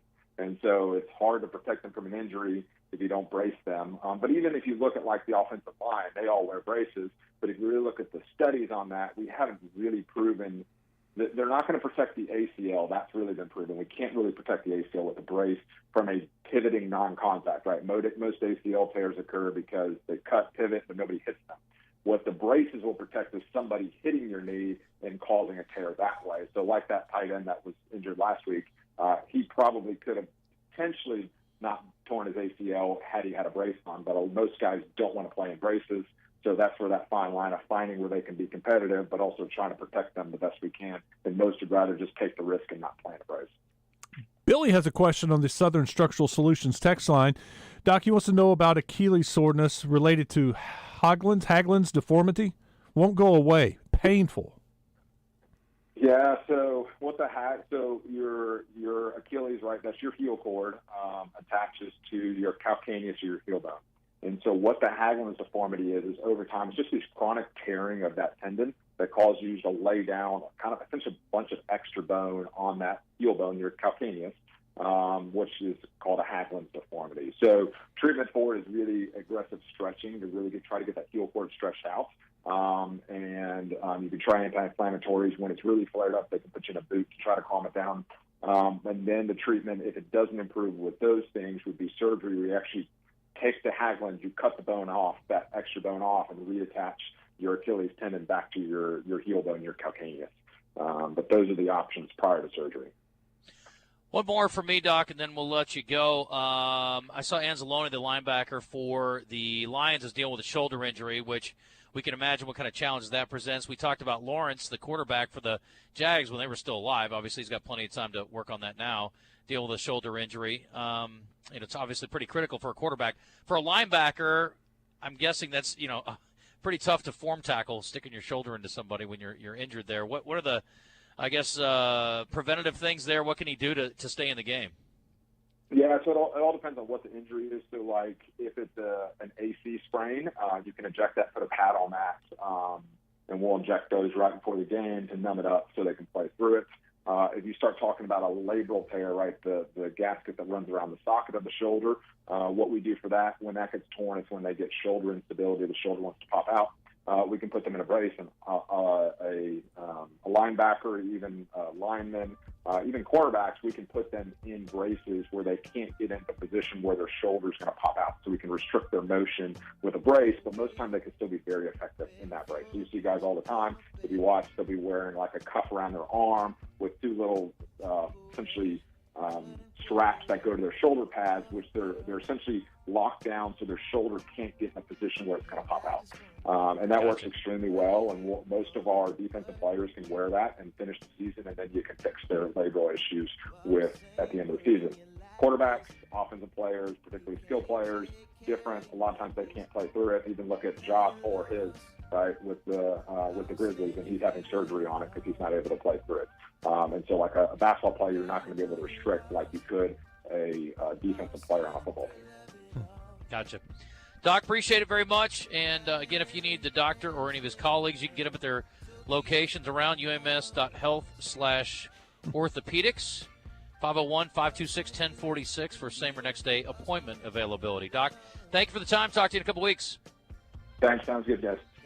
All right. No injuries for Devo the other day. He was out of the game because, well, he accidentally hit a guy in the groin. At least that is his claim, and we believe him.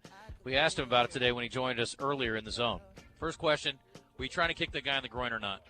No, I didn't. You know, it's crazy. Like, it's like when I do layups and stuff, like, you know what I'm saying, like how I do it, like within the aspect of my legs going places or whatever. And, I mean, he came out of nowhere, so I mean, I didn't see him, and then I actually was coming down, and my legs, like, I got to come down, and my legs have to come down with me, you know. I mean, gravity is crazy. So, like, I had no opportunity to, like, pull my leg back, and so I accidentally kicked him, but it wasn't on purpose.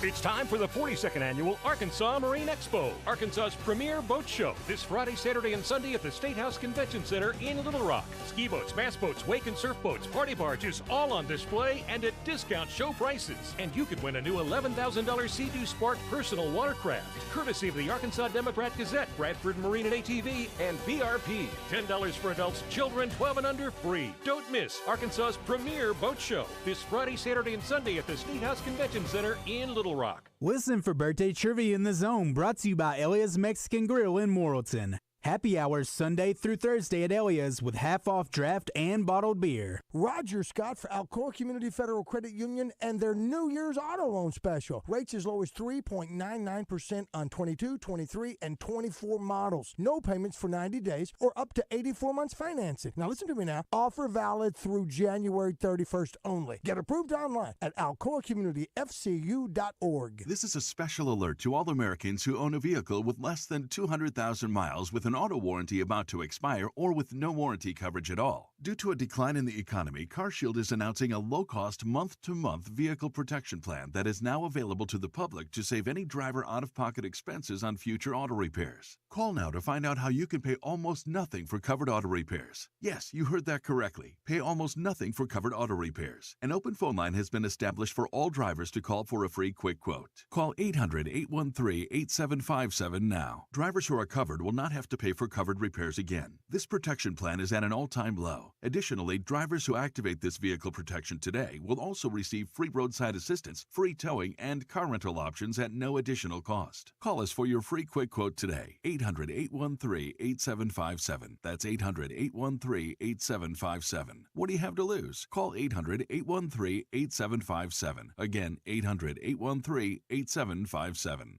At the heart of historic downtown Russellville, the Old Bank offers an upscale dining experience. With the freshest ingredients and creative touches, their menu has an item for everyone. From their signature lump crab cake to a classic blue cheese poutine, BLT wedge salad to hand-cut prime steaks. They aim to cater everyone. And that's not all. Upstairs at the Old Bank, you can enjoy live entertainment Tuesday, Thursday, and Saturday with trivia, comedy shows, karaoke, live music, and more. Old Bank in downtown Russellville.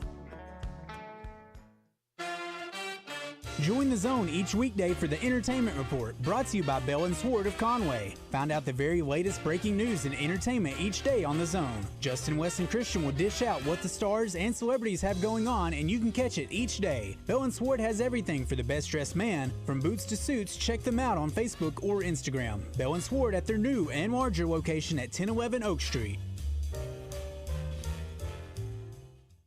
As far back as I can remember, I always wanted to be a midday sports talk show host in Little Rock, Arkansas. We are living the dream every day here on The Zone. Now, let's see what the fellas are up to. I know I'd go from rags to riches.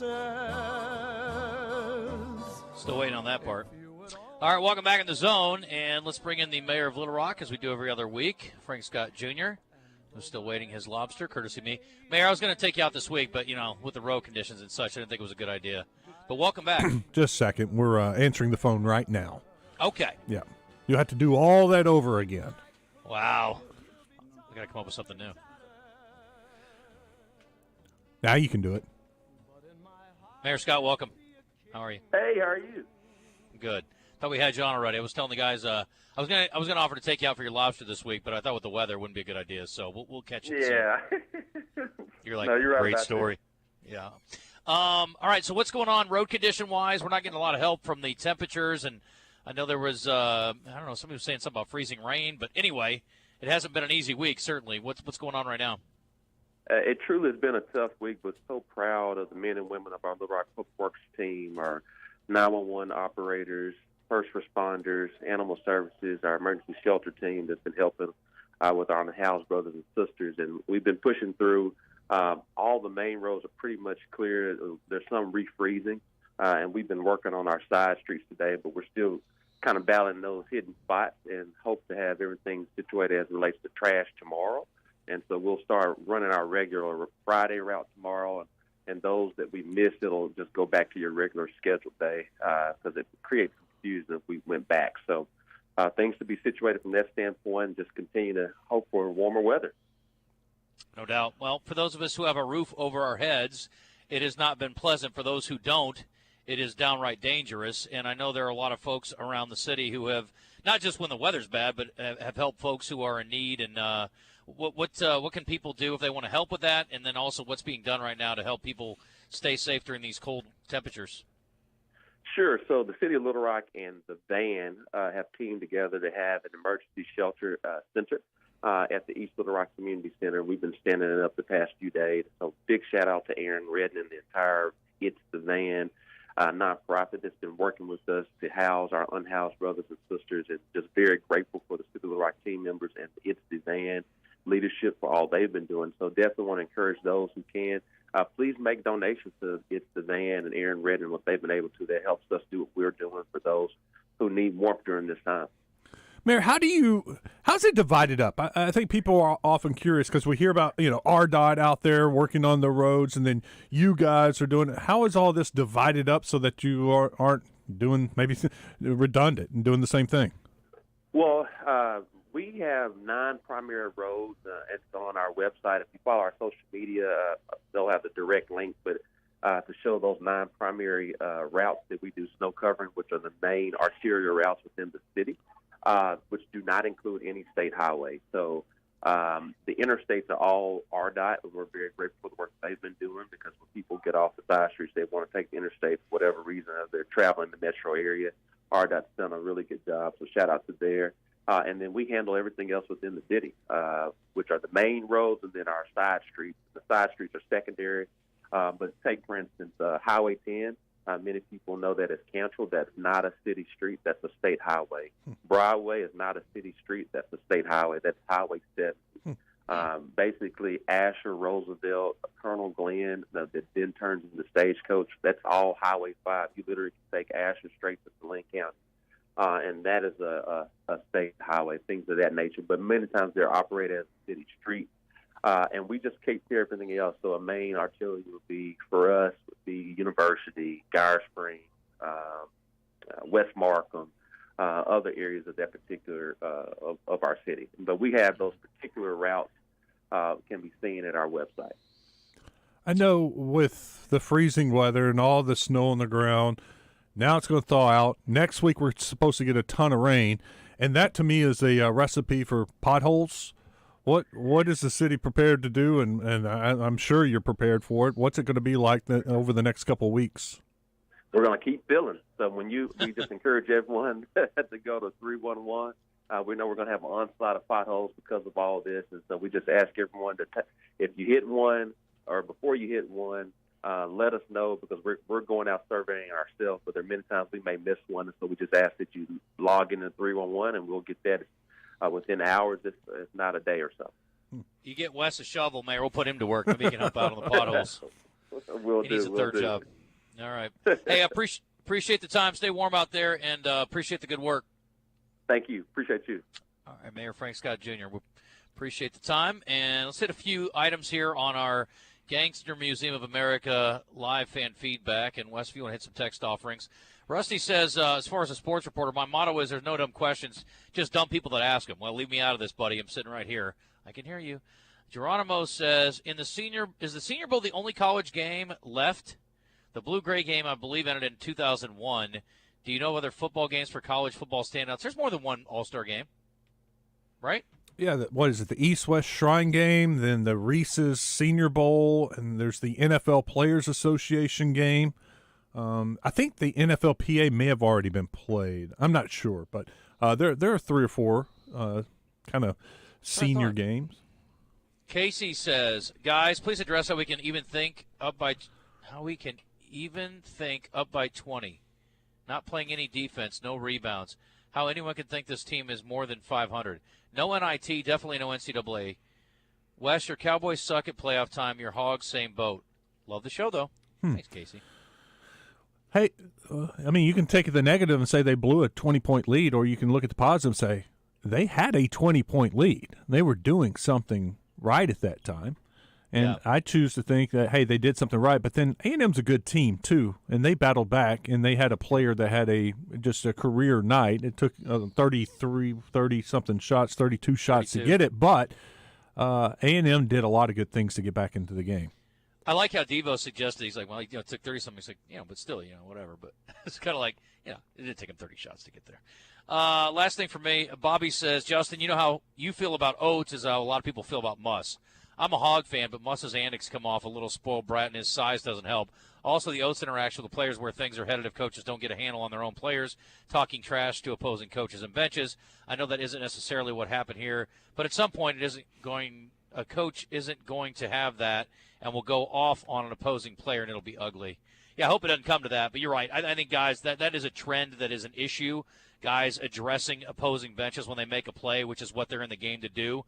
Shut up and get to the other end and play defense, dummy, and quit talking to the opposing benches and making a showboat of yourself. I don't mind if you celebrate with your teammates because you hit a big shot, but it is ridiculous. And I do know that people don't like Muss, and that's fine. He's our guy to dislike. So, and I'm sure if I was an Alabama fan, I'd probably feel the same way about Oates.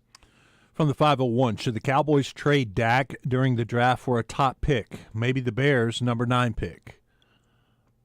I don't know why the Bears would want to do that. Salary cap ramifications could be severe. You trade away a guy making $40 million. That's going to be a huge cap hit on the Cowboys.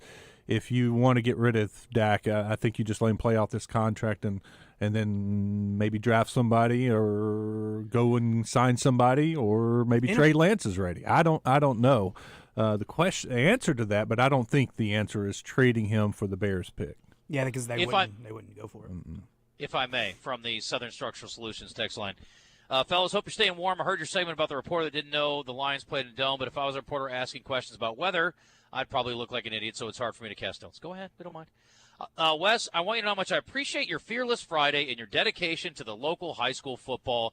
I'm not sure if you've thought about doing something similar for basketball, but that would also be pretty cool, but not quite as cool as the My Baby Parties All the Time song y'all rocked going into the break. Yes, thank you, Eddie Murphy. Wes, you do a great job. We appreciate the high school coverage. Thanks. Good work. Yeah, it's a huge commitment from the station during the fall to have that many reporters and photographers to go out and cover so many high school football games. I don't think that we could do it for basketball. That'd be cool. Honestly, you look at some of the high school basketball games and the fans that are there, and you can make an argument that this state's a basketball state. That as far as high school level, they love it, man, and it would be worth maybe having extended coverage. Luckily, we have a lot of time on Fox 16 at 9 o'clock, and we do get to go out and cover 4 or 5 high school basketball games on Tuesdays or Fridays, but that would be tough to do a 30-minute show on high school basketball. Yeah, it would be cool. It's 2 days instead of 1, too, so it's a lot to cover. It is a tall order, but, yeah, you're right. And, look, if you look at the talent that's been turned out from a basketball standpoint versus football, it certainly is a basketball state in a lot of ways. Brian's cup is half full. He says, like no other college team ever blew a 20-point lead. Most lose those games, and we hung in and got a W. That's right. Look, we just told you a couple days ago we had an NBA team blow a fourth quarter 20-point lead, and they did not win. They lost. So it does happen. And admittedly, the NBA is a little different because you got the shot clock's a little shorter, so that's part of it. But anyway, we are against it. We will be back. You guys are about to smash some grub. Rock and roll sushi in the house. We get a review to boot. Entertainment, birthdays, and some Arkansas, NFL. the wait is over. Brewski's North is officially open for business in the Lakewood Village Shopping Center. Doors open at 11 a.m. with all of your pub grub favorites and happy hour drink specials. Come get your grub on with the all-new Smash Burger lineup, best wings in the city with 11 different sauces, or try the new additions to the menu like the spicy Asian chicken salad. Live music starts the weekend every Thursday with karaoke every Friday and Saturday. Brewski's North, you home for lunch, happy hour, and late night. The circle of life includes death. For wills, trusts, and probate matters, there's no one better to protect your pride than our pride of Legal Lions. Exceptional communication and exceptional results in both the negotiating room and the courtroom. Lion Legal, the legal pride of Arkansas. Call 227-ROAR, and Lion Legal will come roaring to the rescue. Are you still on the sidelines? Then it's time you suit up and get in the game. Download Arkansas's favorite sports wagering app, Bet Saracen, today. We are just a bunch of guys having fun. Just one has exceptional hair. Yeah. Nothing more, nothing less. 103.7 The Buzz, KABZ, Little Rock. Buzz News with Channel 7's Cassandra Webb. Arkansas State Police and other law enforcement agencies swept through northeast Arkansas, making 245 arrests in just 8 hours. State police say the operation was focused on removing wanted and repeated offenders from the streets of Crittenden County. In addition to the arrests, law enforcement officers recovered 8 guns and illegal drugs ranging from crack cocaine to marijuana. 449 violations are being charged in 75 criminal arrests. 13 DWI arrests were also made. The winter weather continues to force schools and some businesses to close until more roads become clear, but some local business owners have kept their doors open through it all. Eric Hergit, owner of Heights Corner Market, says staying open has made a big difference. His biggest issue has been employee safety. He adds customers have expressed a lot of gratitude because not all grocery stores are open. For more news and weather, download our free KATV News and Weather apps. From the Channel 7 Newsroom, I'm Cassandra Webb.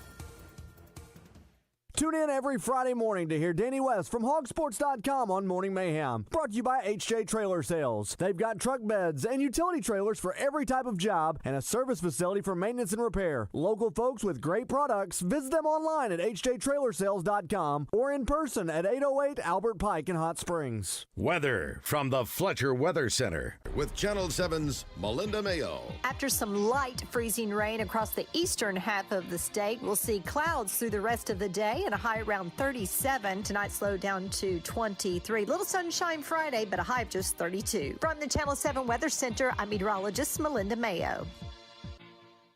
Today's special at the Riverfront Steakhouse in the Wyndham Hotel. Dinner for 2 for $60. Split a 10-ounce filet, fried shrimp, and our famous salad bar. Roger, did you know that Oaklawn Sports is the mobile app that lets you bet anywhere in Arkansas? Anywhere, so I can bet the over when I'm in Dover. Indeed you can. I can take the underdog in Dogtown. Absolutely. You're telling me I can bet on the pigskin in Piggott? Yep. Hoops in Humnoke, baseball in Bauxite, long shots in Lavaca? All of the above. Anywhere, huh? Anywhere. Nice.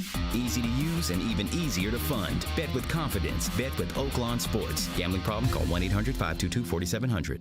Cards issued by Sutton Bank and Celtic Bank, members FDIC. Terms and conditions apply. Are you the decision maker in your company? Consider this. For the first time in decades, there's a better option for a corporate card and spend management platform. Meet Ramp, the only corporate card and spend management system designed to help you spend less money so you can make more. Most corporate credit cards offer points as incentives, but those points amount to less than their worth in real cash value. Ramp's corporate cards offer you cash back, real money in your pocket. Plus, you control who spends what with each vendor. And Ramp software collects and verifies receipts automatically, which means you'll stop wasteful spending and close your books in hours instead of days. Businesses that use Ramp add up to 5% to their bottom line the first year. If you're a decision maker, adding Ramp could be one of the best decisions you've ever made.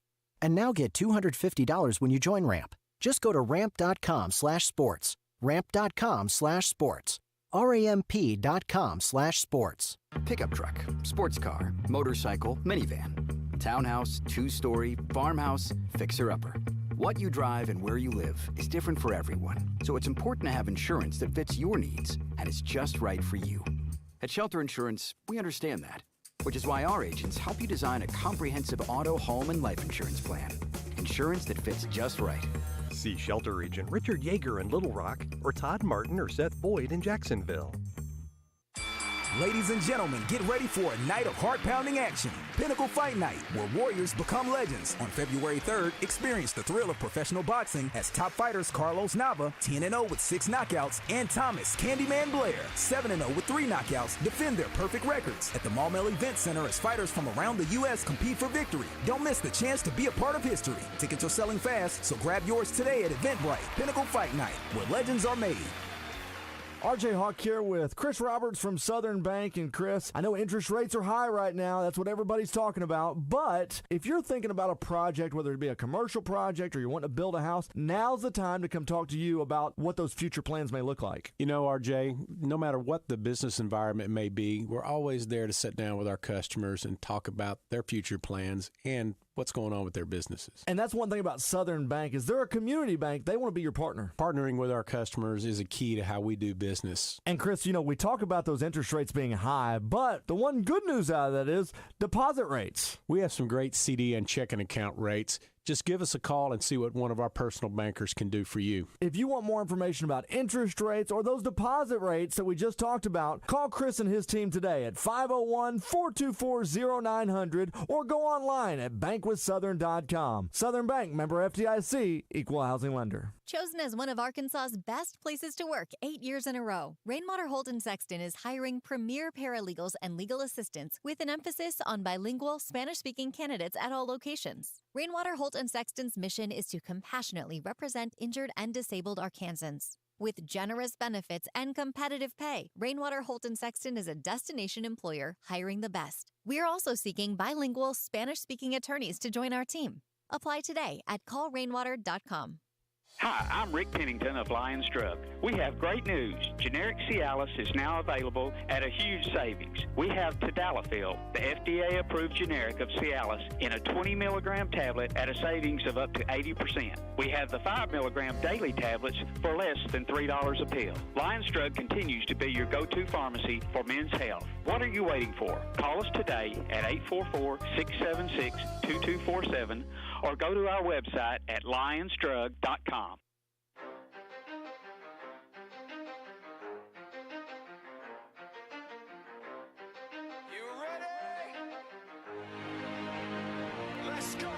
You're in the zone, coming to you live from the Oaklawn Racing Casino Resort Studio. Oaklawn, Arkansas's only racing casino resort. Now, here's Justin Acree and Wes Moore on the Buzz Radio Network. 10% luck, 20% skill, 15% concentrated power of will, 5% pleasure, 50% pain, 100% reason to remember the name. He doesn't need his name up in lights, he just wants to be heard, whether it's the beat of the mic. He feels so unlike everybody else, alone in spite of the fact that some people still think that they know. Welcome back. It's 12:06, and you are in the zone. It is our final hour on this Dandy Thursday. We appreciate you tuning in. Justin Acree, Wes Moore, and the Wizard, Christian Weaver, Chris Alley, and a special guest joining us as well from Rock and Roll Sushi. Hi, and Justin. Braving the elements. Buenos dias, my friend. How are you? I'm doing well, brother. How are you? Buddy, I'm pretty good. Like I was telling the guys earlier, drove over to Nashville. It was uneventful, and it is amazing that you can drive 5 hours, and it's not a problem, and you can't go 5 blocks for some people right now, and it is an issue. So you said you had some problems this morning getting out and about? Oh, I slid all over Park Hill this morning. My whole street was a sheet of ice. I backed out and just immediately slid down my hill into someone's yard, got some traction there, then went the other way out. So it was fine, but yeah, it was slick out there this morning. The main roads were fine, though. They were clear. Yeah. I didn't expect it leaving my house because yesterday it was like fine. I didn't have any issues. And then when I left this morning, I started swerving. I was like, oh. This was the worst day for me getting around out of all of it. Yeah. No doubt you guys don't watch the news and listen to everybody last night say today's going to be a little scary. They said it all week. Exactly. I heard about it, but I also heard we were going to get 6 inches of snow, and that didn't happen. So. Yeah, we got half. But all week they were saying it's going to be slick in the mornings. Be careful. And I was out in it all week. It was fine.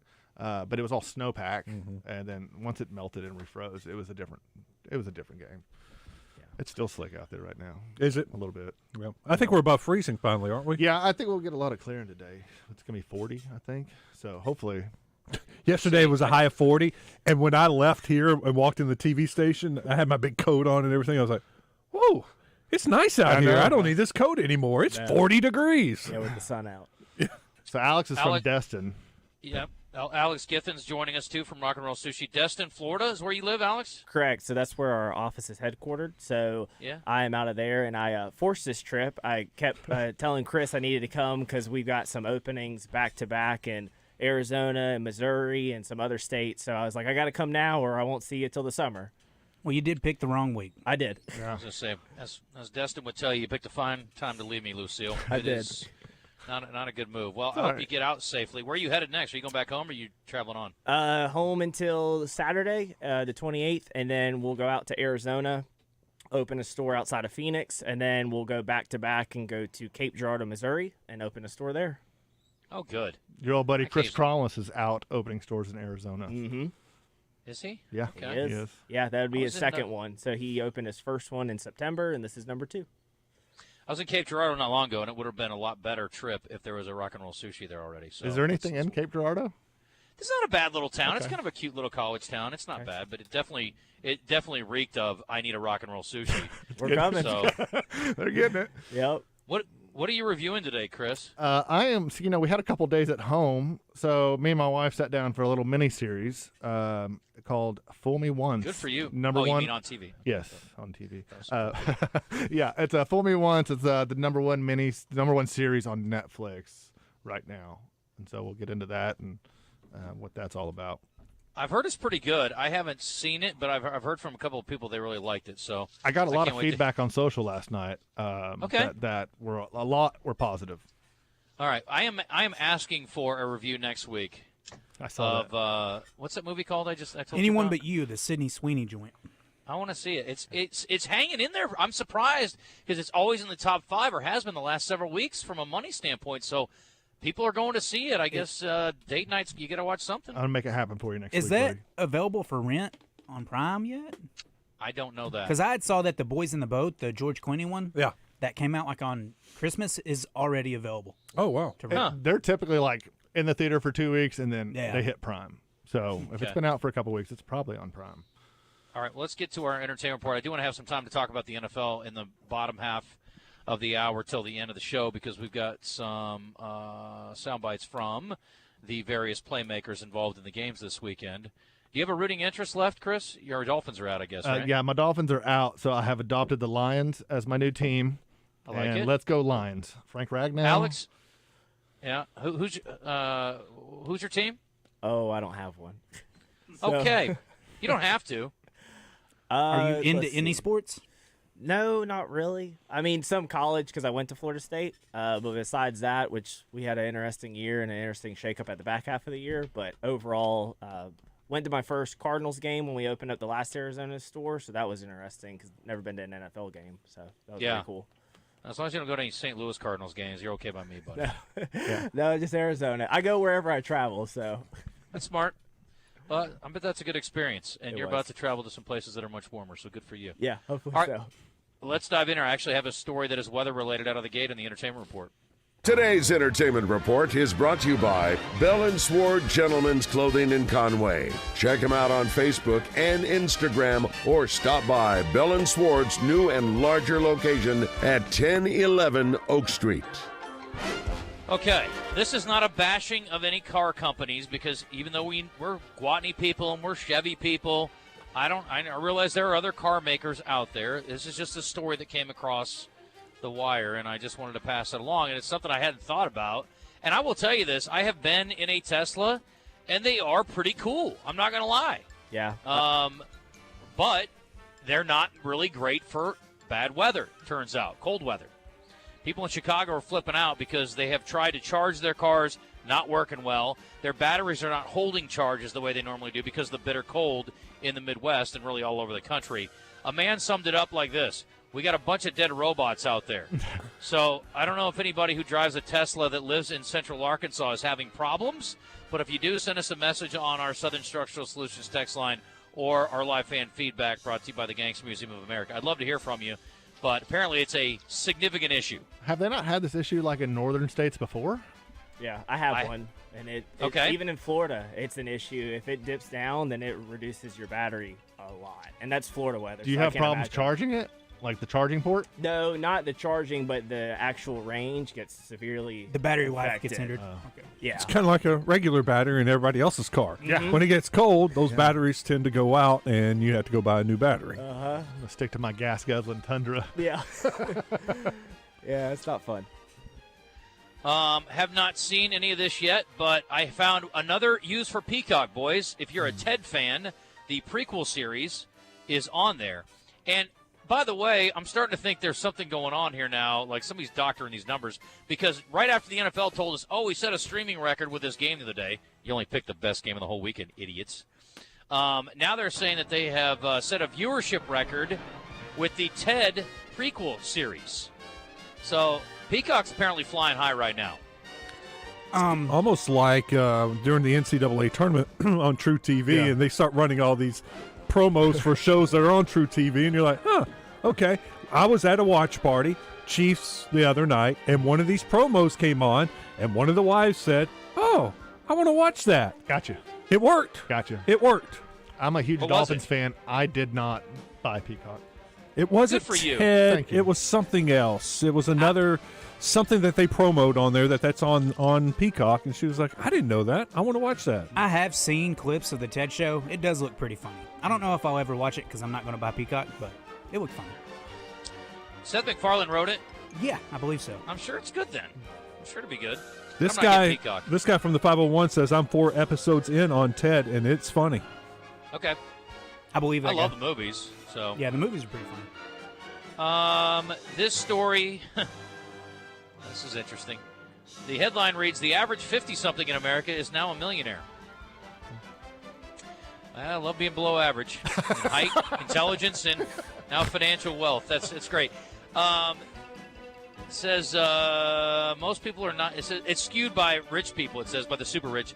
Most people are not average. They're either millionaires many times over. They can't afford to keep Disney Plus. This story says the median net worth for Americans in their 50s is about $300,000. That includes property and retirement. So since having $1 million is complicated, a new survey asked people what they need to say they are financially made in life. The number one answer says they need to make at least $94,000 a year to feel financially independent at the age of 50 plus. I don't think the average 50-something in America is now a millionaire. So we need to take out like the 1%ers and then re-average that whole thing.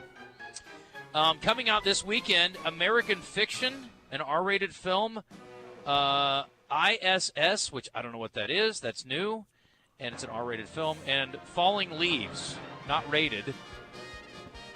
Book of Clarence, PG-13. What's that? I've seen the promo for that. That's got Lakeith Stanfield in it, and it's like back in the biblical days, and it's basically, there's the book of Matthew or whatever. This is the book of Clarence. It's his story. Also, ISS is the one movie where they're at the International Space Station, and it's the Americans and the Russians, and some stuff goes down on Earth, and the Russians call up and the Americans call up and be like, you have to take control of that station because we're at war now. Oh. So now the people in the station have to fight each other. Oh. Yeah. What's ISS stand for? International Space Station. I just said it, Wes. I know, I'm joking. I'm just kidding. Don't you hate it when you're to you? Oh, I heard it, buddy. I was just joking. American Fiction is what, Christian? I don't know. I actually saw a preview of it the other night, and I was going to look into it. Because I've heard you saw a preview. You saw that there was a preview, but you didn't watch the preview. Exactly. Yes. Gotcha. You saw a preview of the preview. Yeah. Yes. American Fiction. Let's see here. Synopsis. It is a comedy drama written by Cord Jefferson. Boy, it's talk about lazy parenting. Name my kid Cord.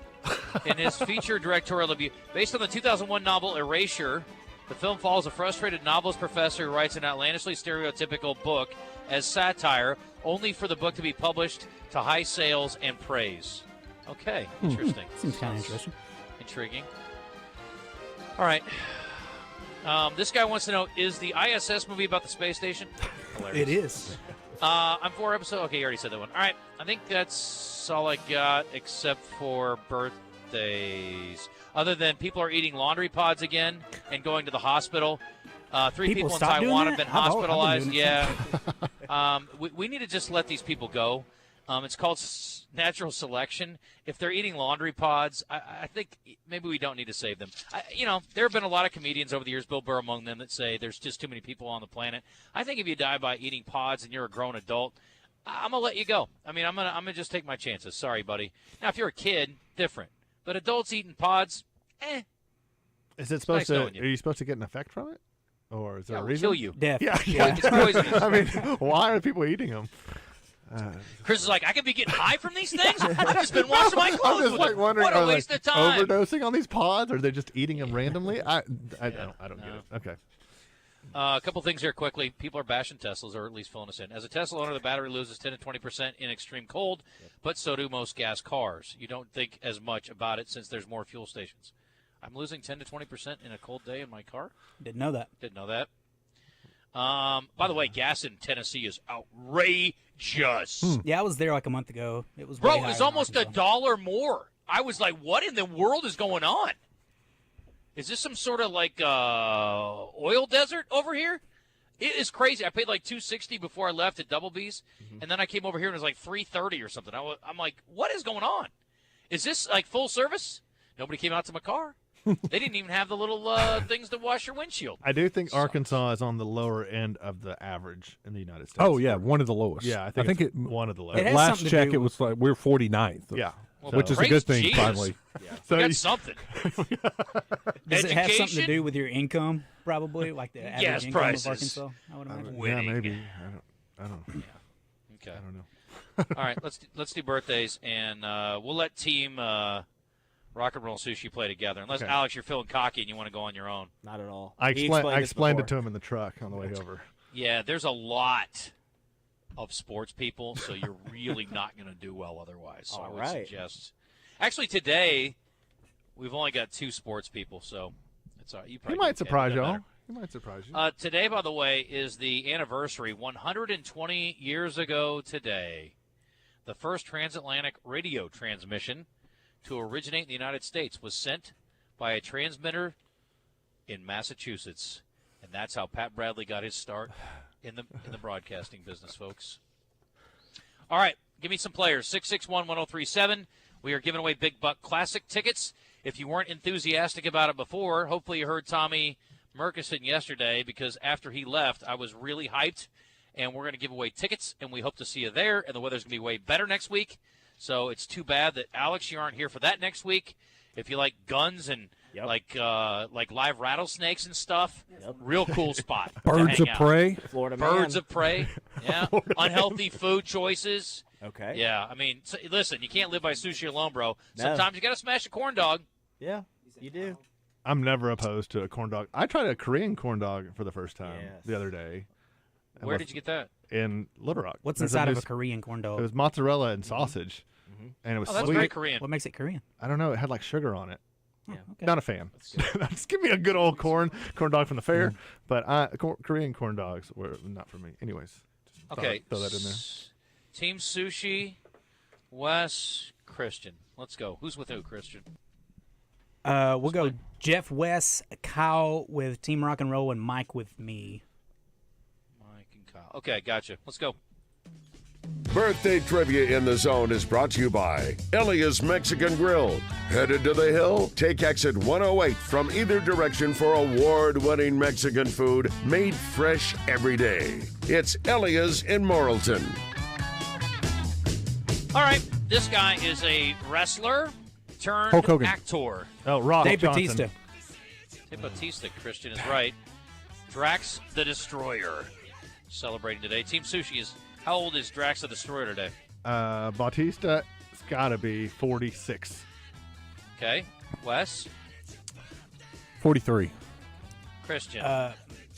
54. Wow, 55. I would not have guessed him in I his wouldn't 50s. He either.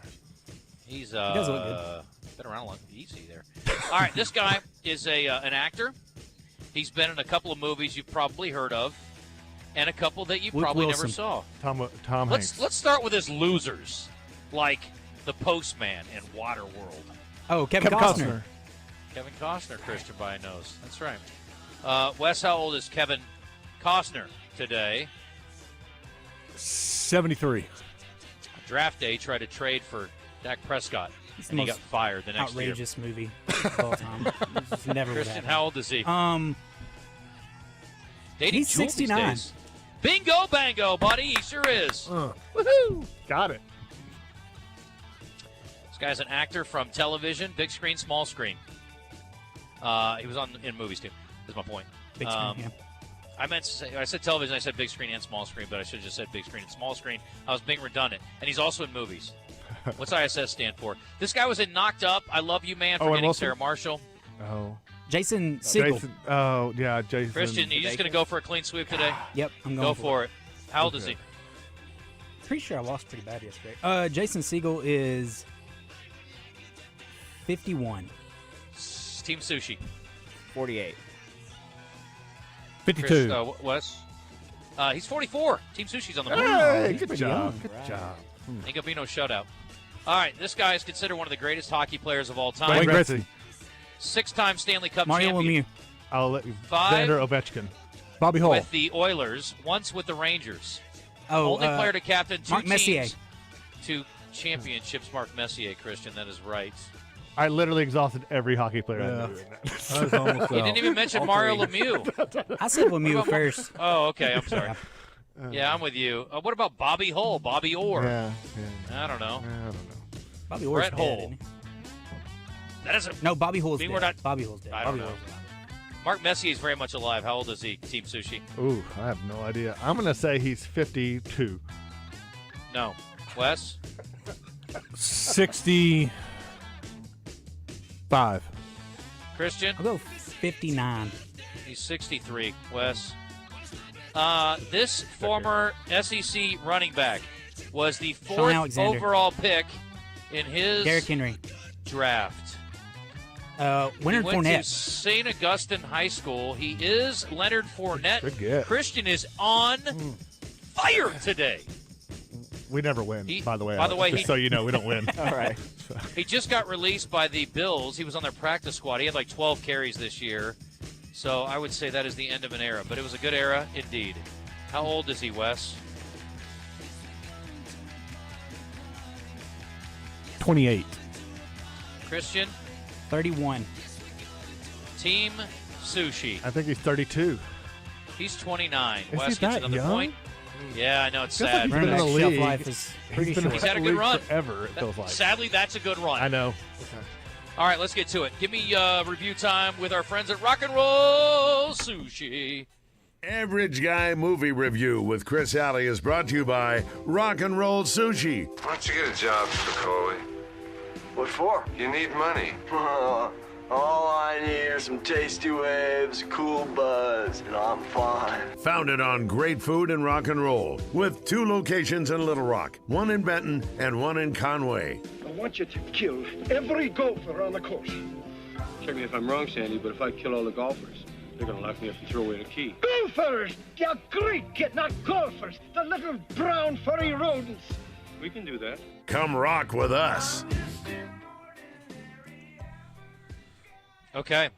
Are y'all ready for this one? Yes. I don't know. We'll see. So the series, it's an 8-part miniseries on Netflix called Fool Me Once. It was the #1 series on Netflix throughout the whole snowstorm. So I figured a lot of people were watching it, and according to my social, that was true. It starts with a lady, and it's basically this lady who is special forces in London or in the UK, has gotten let go of her career, and her husband and her sister have gotten killed in different circumstances. So she is on the hunt to find out why they got killed, who killed them, and she's also a suspect in their murders. So it's yeah, they're about 45, 50-minute long episodes. Sounds like the O.J. Simpson story. Yeah, a little bit. It was really good. I was really into it. I hated the ending of it.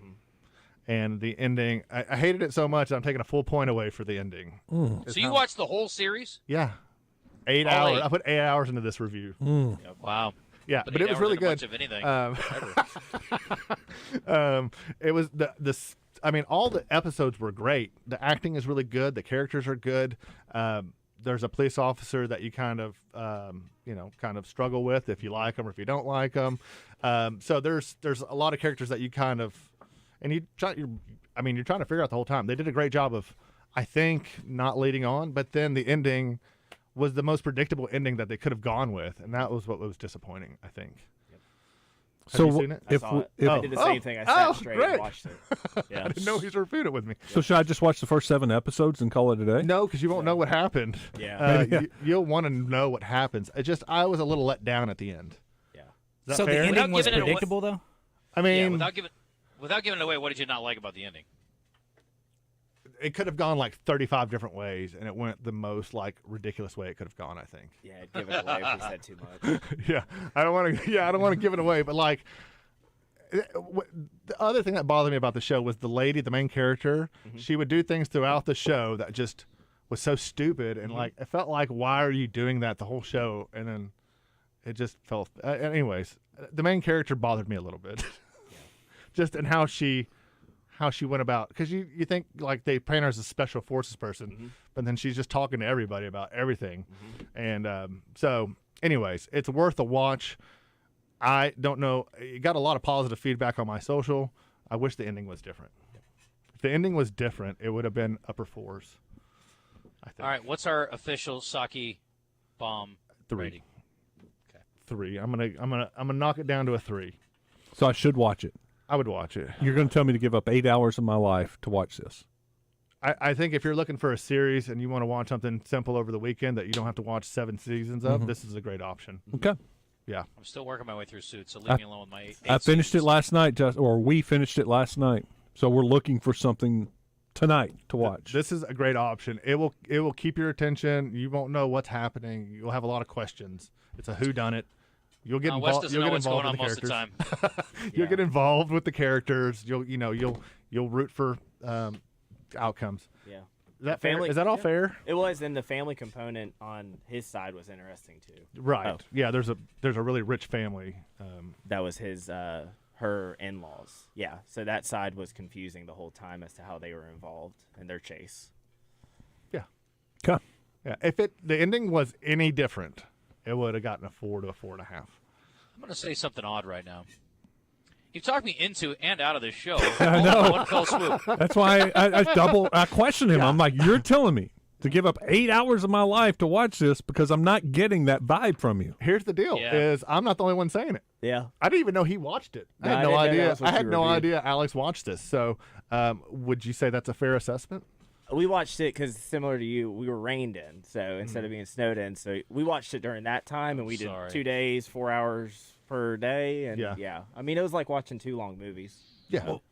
Should I watch it, Alex? I would watch it. Okay. Yeah, it doesn't take like whatever Suits is 8 seasons. Right. Worth. So the rating system is 1 through 5 sake bombs. If you don't know. Okay. So this gets a 3, a little above average. Yeah. But not spectacular. Yeah. Alex, what would you give it out of 1 out of 5?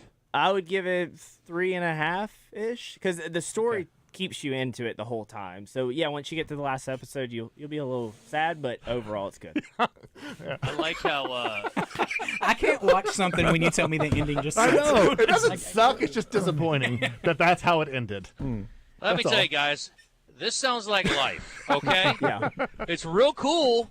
And then you die. Yeah, all that's right? exactly it. That's the So- way it's going to go. So get ready. Okay, this person on the Southern Structural Solutions text line from the 501 says, "Oh, I love the ending.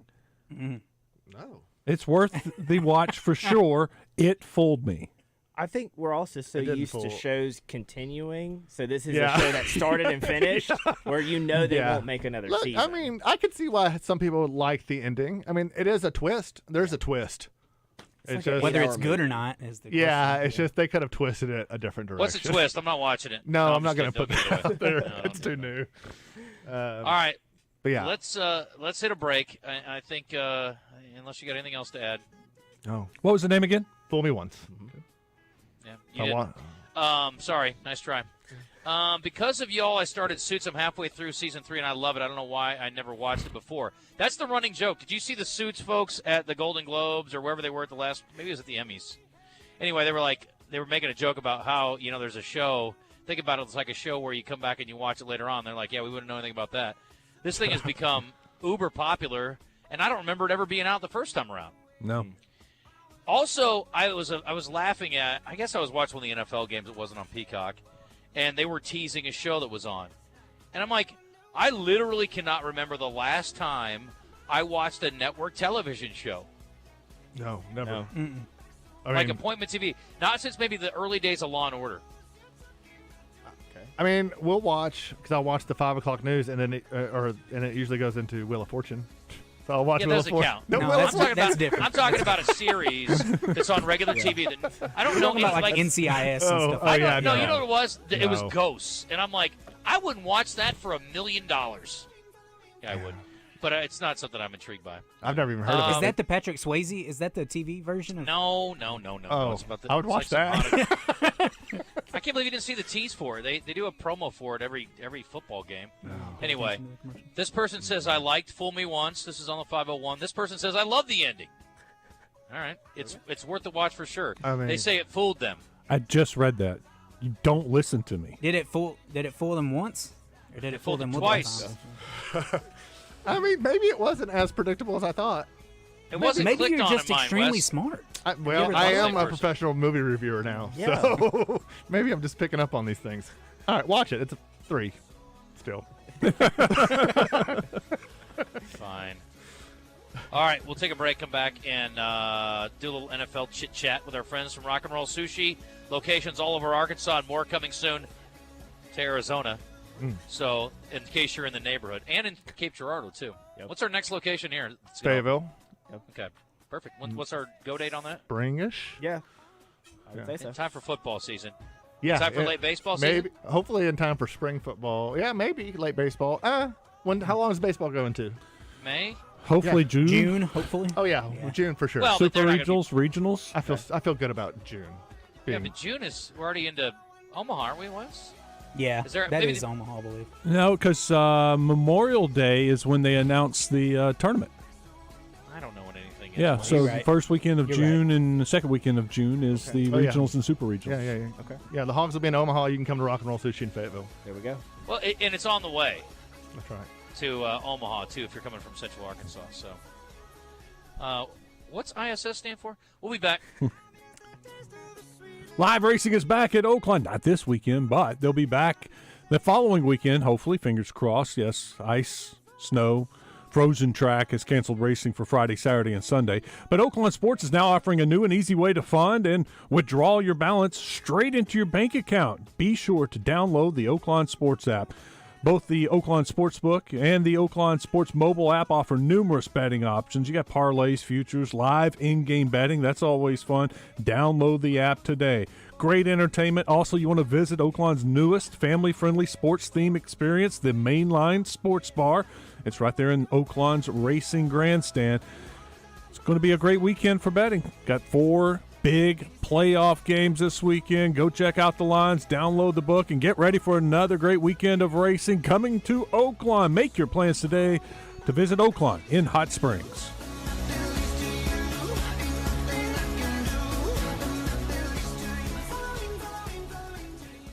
It's Marine Expo, Arkansas's premier boat show, this weekend at the State House Convention Center in Little Rock. Don't miss Marine Expo and the lowest boat prices of the year.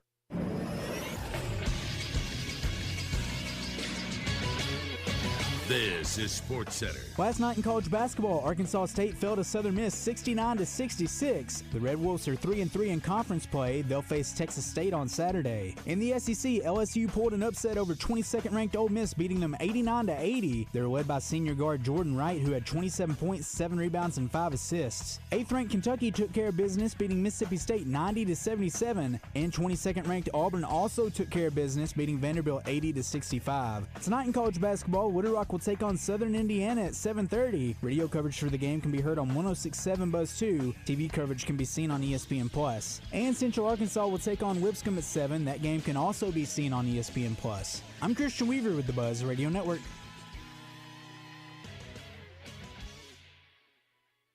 This is the Pigskin Preacher, bringing you the word.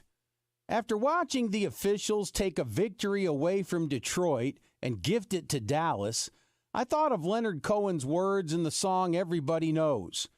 Everybody knows that the dice are loaded. Everybody rolls with their fingers crossed. Everybody knows the war is over. Everybody knows the good guys lost. Everybody knows the fight was fixed. The poor stay poor, the rich get rich. That's how it goes. Everybody knows. Well, everybody but Dallas fans anyway, and that ref.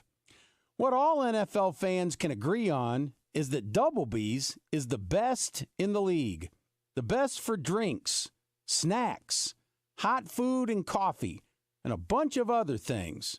It's Doublebee's. It's where you gas it, grab it, and go. That's Doublebee's.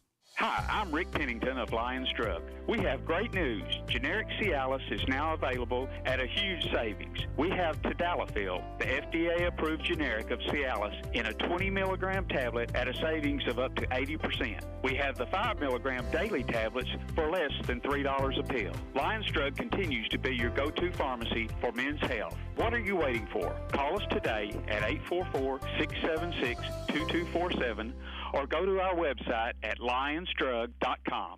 Now's the time to get a great deal on select Kubota compact tractors, rated #1 in durability and owner experience, designed for easy operation, and feature performance-matched attachments. Right now, at participating dealers, get a Kubota compact tractor for $0 down, 0 APR for up to 84 months, plus save up to $300 on select equipment. Stop by River Valley Tractor or go to KubotaUSA.com/disclaimers for full disclaimer. If you're looking for the best midday sports talk show in all of the land, look no further than The Zone in the Oaklawn Racing Casino Resort Studio with Justin Acree and Wes Moore.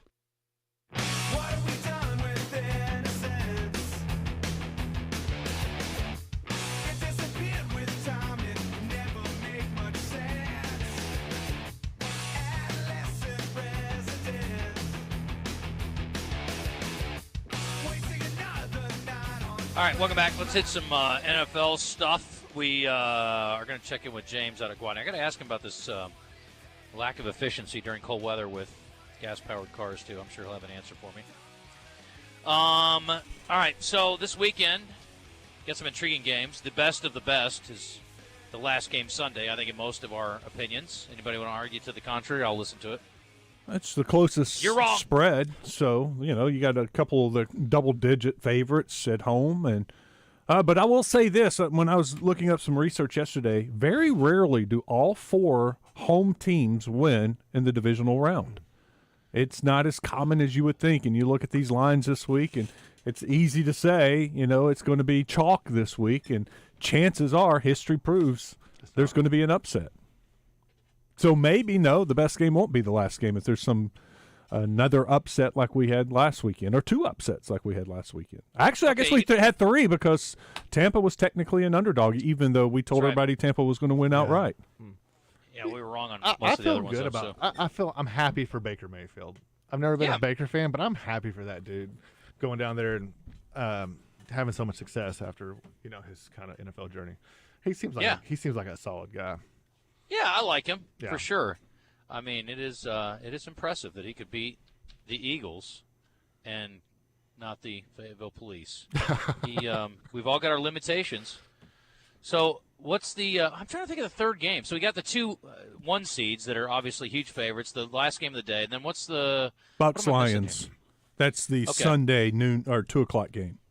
It's obviously the best chance for an upset, right? Outside of the Kansas City game? Yeah, spread-wise, yeah. What's the spread on that Bucs-Lions game? Let me pull up the Oakland spread because that's the one that we really care about. The one that matters. Because there's been some movement in some of these lines nationally, but at Oakland, I'll just start at the top. Ravens-Texans, it's gone down to 9.5. Yesterday it was 10. Packers-49ers, 9.5 for the Packers. Lions-Buccaneers. The Lions are 6.5-point favorite. That's what it was yesterday afternoon. And the Chiefs-Bills. Bills are favored by 3, and it stayed at 3. I don't know if there's been much movement. No, it's moved. It went down to 2.5, and it's back at 3. Okay. But it was brief. It was very brief that it dropped. Yeah. All right, so let's. We already heard from. We already heard from Todd Bowles and the stupid questions he's having to answer. By the way, they play in a dome in Detroit, in case anybody's wondering. I saw that. Yeah, but Dan Campbell was asked about a comment he made early on when he was first hired as the head coach, and he talked about biting kneecaps. They brought that up again this week to him. When you made your infamous bite your kneecaps thing when you were introduced, you got a lot of national play and laughs for that, but seriously, it's something you tried to institute here, and I'm wondering if that was a tough sell at first. Yeah, well, no. I mean, I don't. No, because if it was, I didn't notice it, and I wasn't going to listen to it anyway. It's what we were doing here, and the players that are here are for that reason. The players that have been able to stick, it's what we're about. It's what we'll always be about, above everything else. If you don't have that, and you don't have intestinal fortitude or mental toughness, resiliency about you, then you're not going to be able to play here. That's the bottom line. So. But no, our guys believe that. The coaches believe it. The whole organization believes it's the bedrock of what we're about. I will find myself rooting for whoever wins that game in the NFC Championship. And maybe the whole darn thing, if they happen to get through the NFC Championship. Which I really don't want to see another Ravens-49ers game. No. I think we saw that, and, with some of the data and the numbers that Coach Kelly gave us, I don't have a lot of faith that it will be any different this next go-around. I think the Ravens it's a great matchup for them playing the 49ers, so I don't want to see that game again. Are the Ravens the odds-on favorite to win it all? No, the Niners are. Really? What? Yep. Mm-hmm. Wow. They have been. Well, yeah, but you would think after the beating that the Ravens put on them. I think I'll tell you why. It's because they got an easier path. Yeah, plus 180 for the 49ers, plus 280 for the Ravens. Bills are next at plus 500. Yeah, Ravens got Chiefs, Bills. I mean, the AFC is loaded. Yeah, it is. And the NFC is, the Niners on paper. Mm-hmm. I'm not saying the Lions or Bucks or, even the Packers couldn't win it, but it's just not very likely. Anyway, let's talk about the Niners and Brock Purdy. Still, again, all these quarterbacks in the final 8 are under 30 years old. It's the second straight year that's happened. Yes, Josh Goff, the old man of the group at 29. Here's Brock Purdy, who is trying to learn from past experiences. I feel like it's a little different, just last year, still trying to find my way in a sense. I got thrown in towards the end of the year, and so every single week I was, still trying to play good and learn, who I was as a quarterback and obviously get more familiar with playing within the system. So those are all things that were sort of on my plate last year, and then obviously trying to win every single week and get this team to the end. And so now I guess this year just being more familiar with the offense, who I am and all that, it's a little different. But it's good to sort of, watch the games from last year and sort of remember, just the feeling and the emotions of, playing in a playoff game. It's good. It's huge for me as a quarterback to, go back to those moments and sort of remember what it feels like. So those are things that I'm sort of banking on. What did it feel like? Yeah, I feel like, the first game was a little bit tense, just in terms of, every play mattered, not trying to turn the ball over but at the same time, making plays still and winning and doing what it takes to win. So those were things I sort of had to learn, and watching the film. It's sort of, you get back into that feeling of last year and the first time in a playoff game. And so it's sort of good to remember those kinds of things moving forward, sort of understanding what to expect, for the first playoff game this year for me.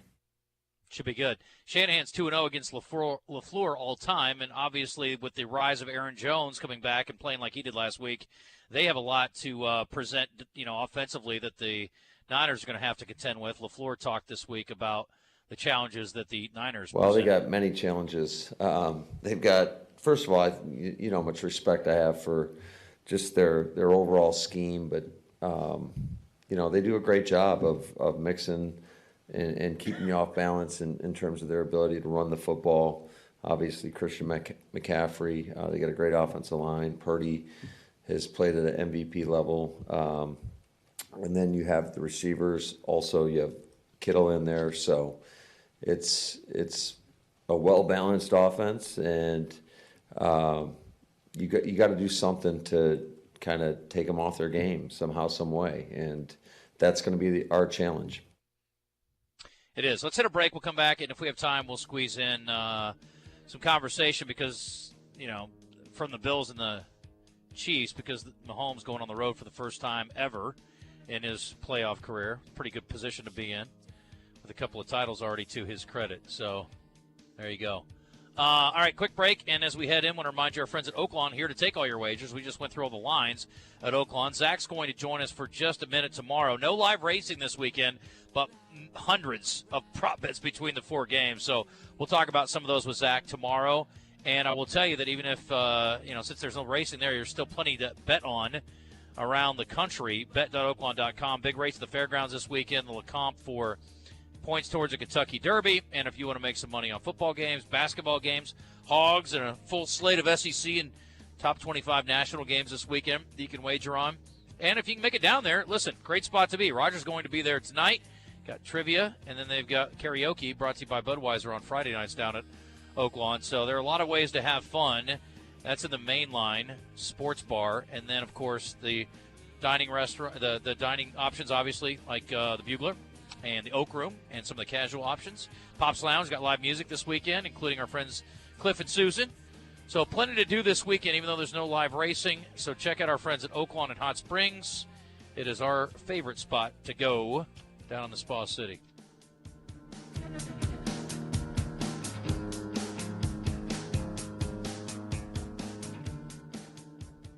Like Zoinks, gang, Gwatney Unplugged is now on the buzz. Hey, gang, we can listen to it in the Mystery Machine. Jinkies, count me in. I love the buzz. Every Saturday from 9 to 10 a.m. Like Scott Romine can join our gang. Scooby-Dooby-Doo.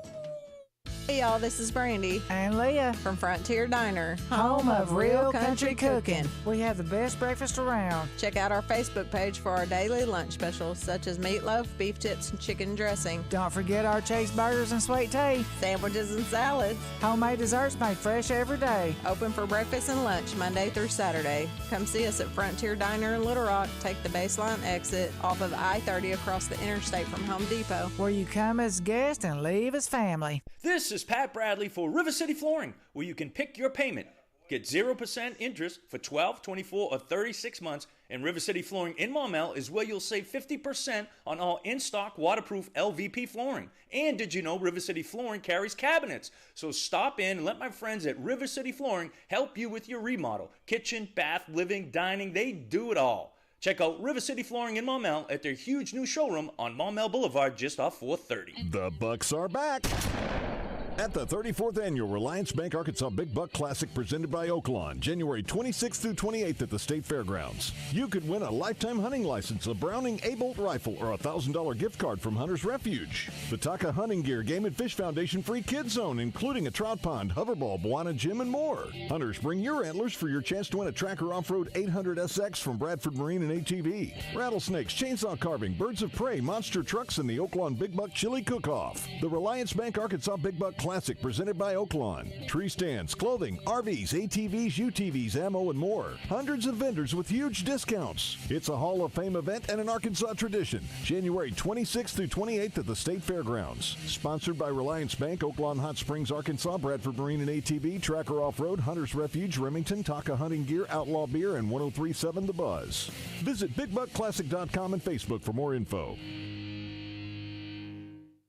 Now's your chance to be a part of the team. Join the Razorback Foundation for as little as $50 to be first in line for tickets, seating, parking, and exclusive events with coaches and players. Plus, members get 20% off at Slim Chickens in Northwest Arkansas. Your membership provides 465 Razorback student athletes with the resources they need to succeed in the classroom and in competition. Join by calling 479-443-9000 or visit RazorbackFoundation.com. As a Razorback Foundation member, you will experience a lifetime full of Razorback memories. Go Hogs! This is Pat Bradley. Tune in every Tuesday when I join Justin and Wes in the Zone. Brought to you by River City Flooring. Visit RiverCityFlooringInc.com, RiverCityFlooringInc.com. Welcome back. Wait, what is this trash? Turn on some real music. That's more like it. Welcome back in the Zone with Justin Acree and Wes Moore on the Buzz Radio Network. All right, 12:53. Let's run out to Gwatney Chevrolet and check in with James Miller on a cold Thursday. James, welcome. Hey, how we doing today, guys? Well, we're cold, but we're doing okay. We had a caller. We got into a debate about electric cars and people having issues in Chicago. And then somebody said that gas-powered cars also lose efficiency in cold weather. Is that true? It is true, yes. They do lose some efficiency in cold weather. I don't know if it's to the extent that the electrical ones will, but they do lose some. A little bit of fuel mileage difference you'll notice. And, of course, cold weather is hard on everything, a car from batteries to everything else. It's just not nice to them, that's for sure. Gotcha. What are y'all doing out there? What's happening right now with weather issues and all that? What kind of challenge does that present for y'all? Well, it's mainly the challenge of just having people come in and see that the roads are really not too bad. It's a little scary. Some people don't want to get out, but the roads actually cleared up nicely, and our lots cleared off. We had somebody out there the first day that scraped the lot off clean, so you don't have to worry about slipping and falling or getting stuck on our lot. So it's all cleaned off and ready to go. And we're having a huge pre-owned push this month. At the beginning of the year, we want to make sure that pre-owned vehicles are front and center with everything we do. And so we've got about 7, for instance, Nissan Altimas. If you're looking for a 4-door car, something that you can get under $20,000, I've got 21 Nissan Altimas under $20,000. I got several of those out there. I've got Toyota Camrys as well as the Chevy Malibu and Chevy Equinox. A lot of stuff under $20,000 right now that you can come in, walk out of there with a payment less than $400 a month. You get something in the $300 range for a really nicely equipped car. Still some four-wheel drive options, James. We talked about those yesterday. I'm assuming you did not sell out of those overnight. It reminded me of years ago when we had satellite and we got a big snowstorm and it knocked the TV out for a few days. And I was told after that we will be getting rid of the satellite. So I'm assuming people that have been stuck in their houses and they can't get out because they don't have four-wheel drive. Probably some people telling some people in their house, we're getting a four-wheel drive. We're not doing this anymore.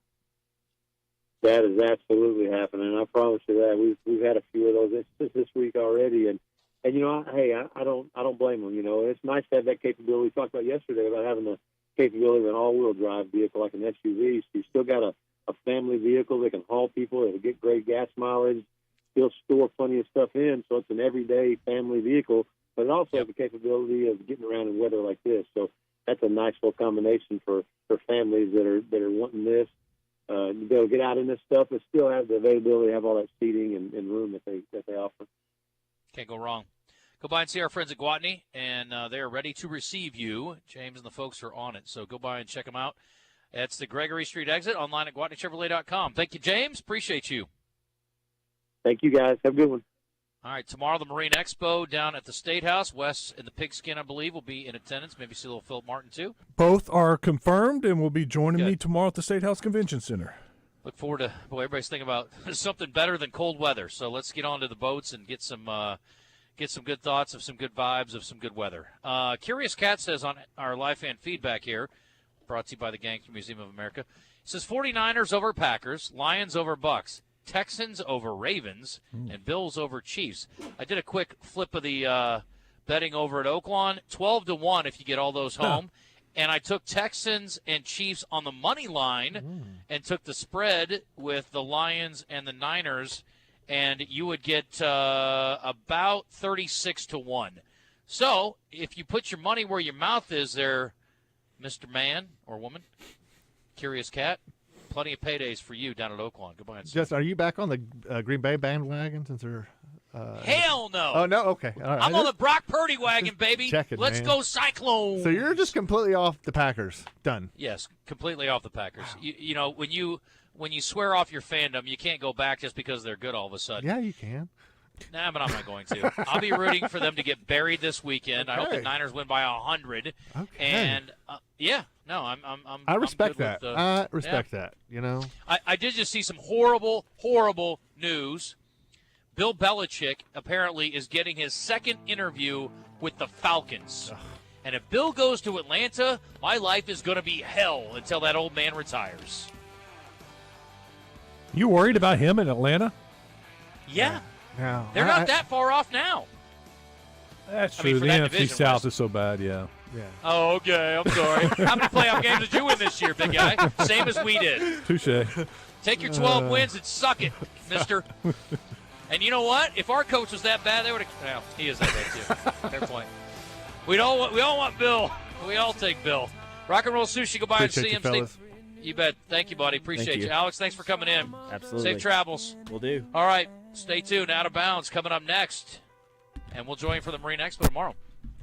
Tune in every Monday night at 7 during basketball season for the Eric Musselman Show. Coach will break down gameplay and strategy. Brought to you by Genesis of Conway, Arkansas's only Genesis dealership. The all-new Genesis of Conway, now open at 1075 Collier Drive. This is Pat Bradley for Alcoa Community Federal Credit Union in their New Year's Auto Loan Special. Listen close. Offer ends January 31st.